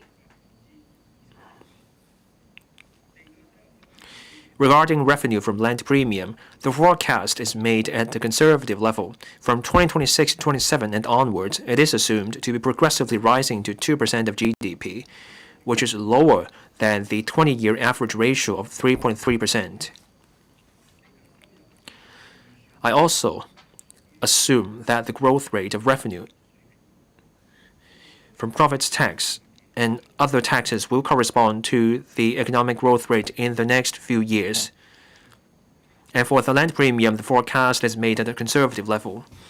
Overall, the ratio of government revenue to GDP will maintain at about 20% starting from 2025 to 26.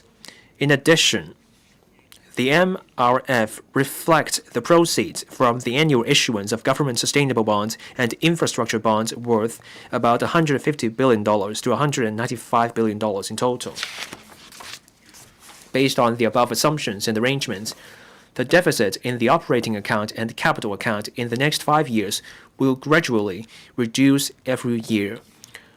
The operating account is estimated to return to a surplus from 2026 to 27 onwards, while the deficit in the capital account will fall progressively from $159.8 billion in 2025 to 26 to $87.6 billion in 2029 to 30.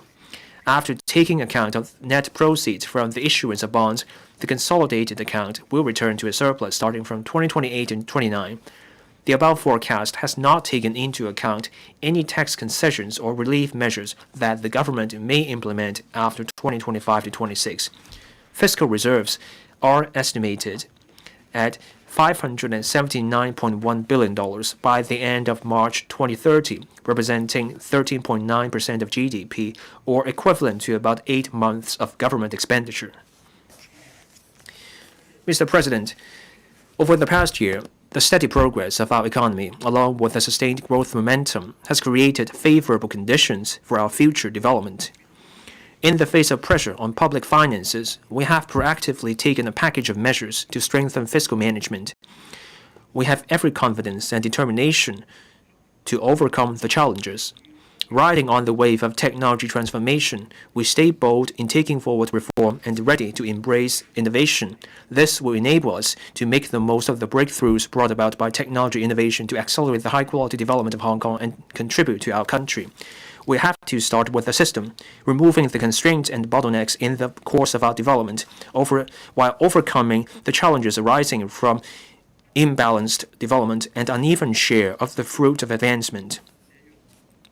This reinforces our belief that we must respond to challenges with transformation, drive development with innovation, and lead the future with technology. I have full confidence in and high expectation for the future of Hong Kong. I am confident because Hong Kong people are intelligent, creative, and tireless in contributing to our economic development.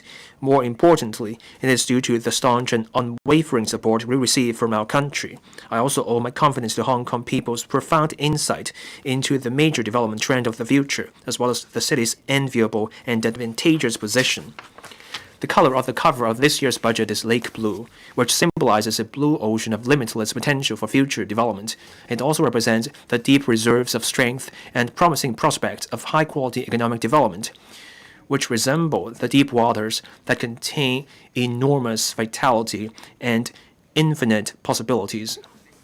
Together, we can shape our future with actions, break boundaries with innovation, and pitch in to create a more prosperous, caring, diverse, and international Hong Kong. Unraveling a new chapter exclusively for this city and contributing to the building of China into a great country through Chinese modernization. Thank you, President. And I also thank honorable members. I now propose the question to you that the aforesaid bill be read the second time. In accordance with the rules of procedure, the debate on the second reading of the Appropriation Bill 2025 is now adjourned, and the estimates are referred to the Finance Committee for examination before the debate on the bill resumes.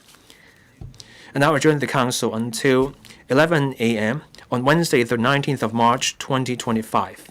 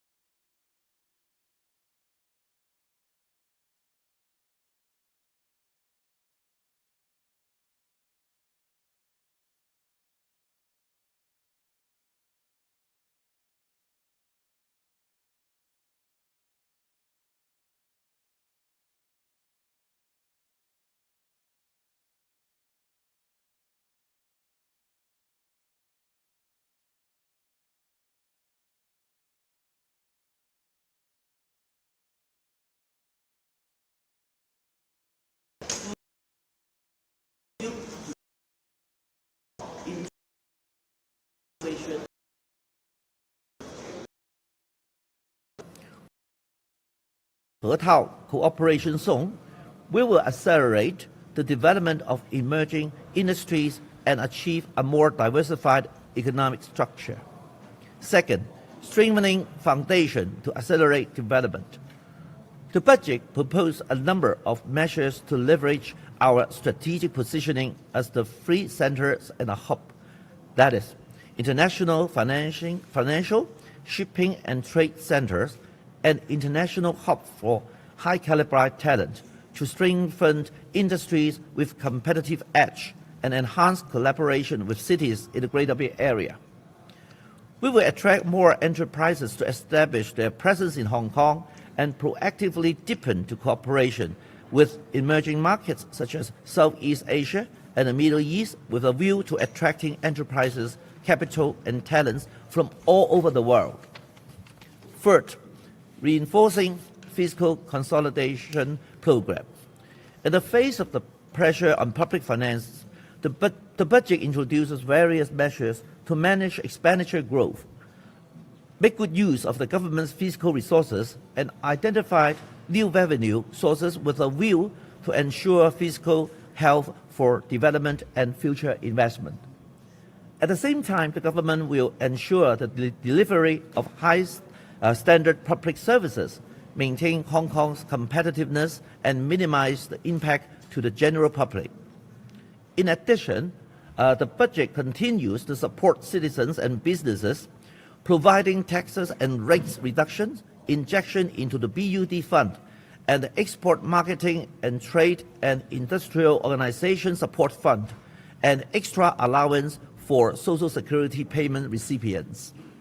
All in all, I fully support this year's budget and hope the Legislative Council will promptly scrutinize and approve the appropriation bill. With the strong support of our country, the government will continue to join hands with all sectors of the community to seize opportunities and leverage our advantages under one country, two systems to strengthen the economy and build a better future for all of us. Thank you very much.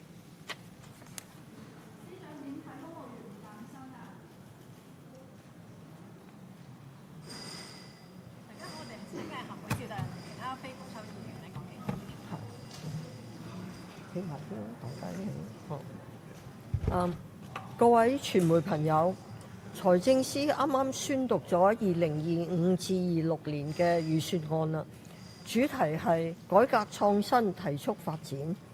我哋行會非官守成員呢，非常支持呢個預算案，提出以改革創新加速推動香港經濟高質量發展，同時呢係改善民生嘅。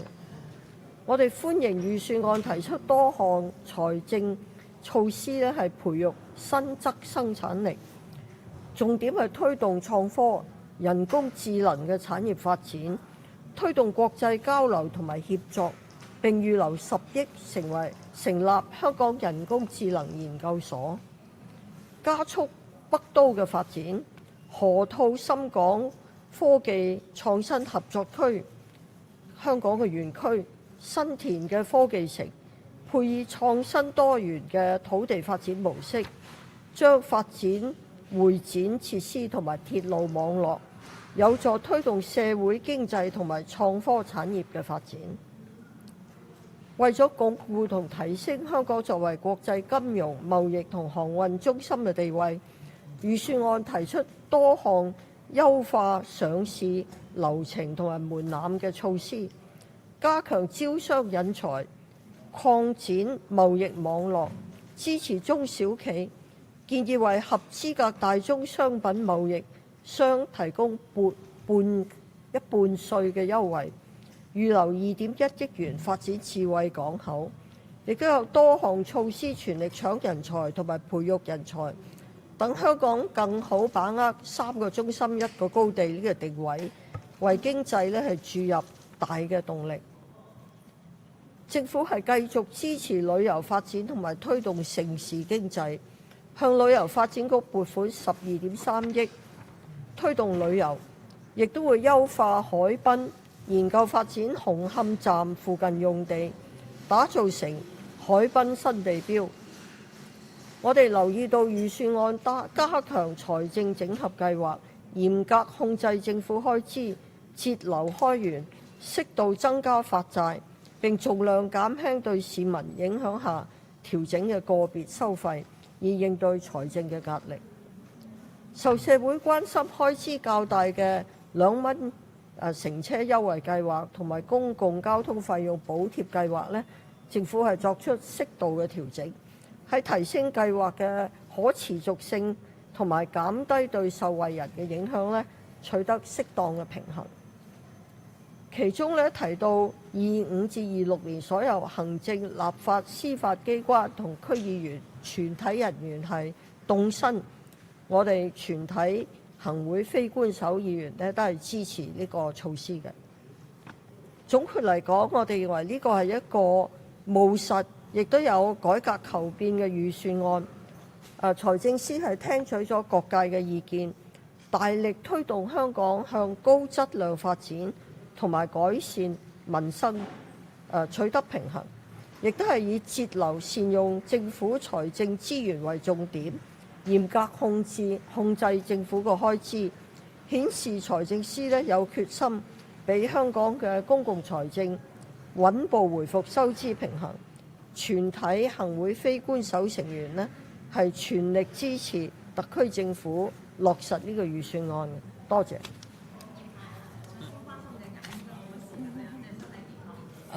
有心。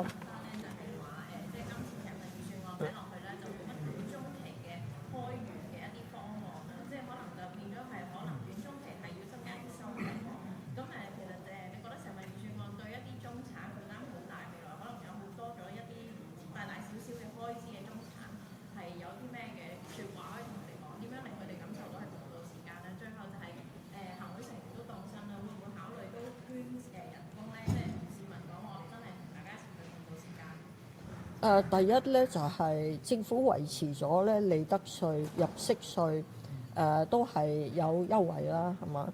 另外所有嘅綜援啊嗰啲津貼都係有調低咗，但都一樣係有啲係增加啦，係咪？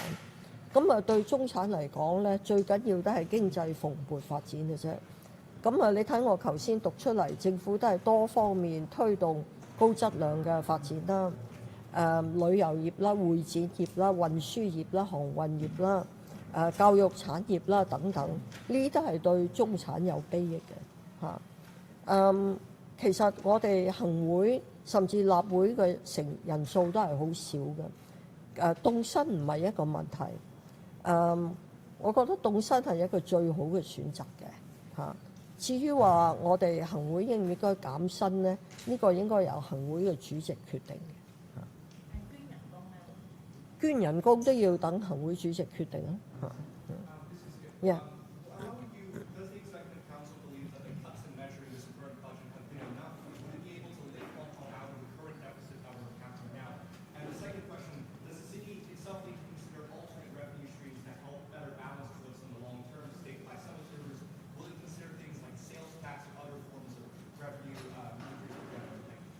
Well, the financial secretary made it quite clear that by the year 2627, I think cumulatively there will be 7% cuts in government expenditure. And the government will delete 10,000 government positions and will ask the Director of Audit to discuss with heads of departments and bureau directors how to achieve further savings. So I think the government is working very hard to cut back unnecessary government expenditure. As for sources of revenue, I think it is entirely correct to stick to the user pay principle.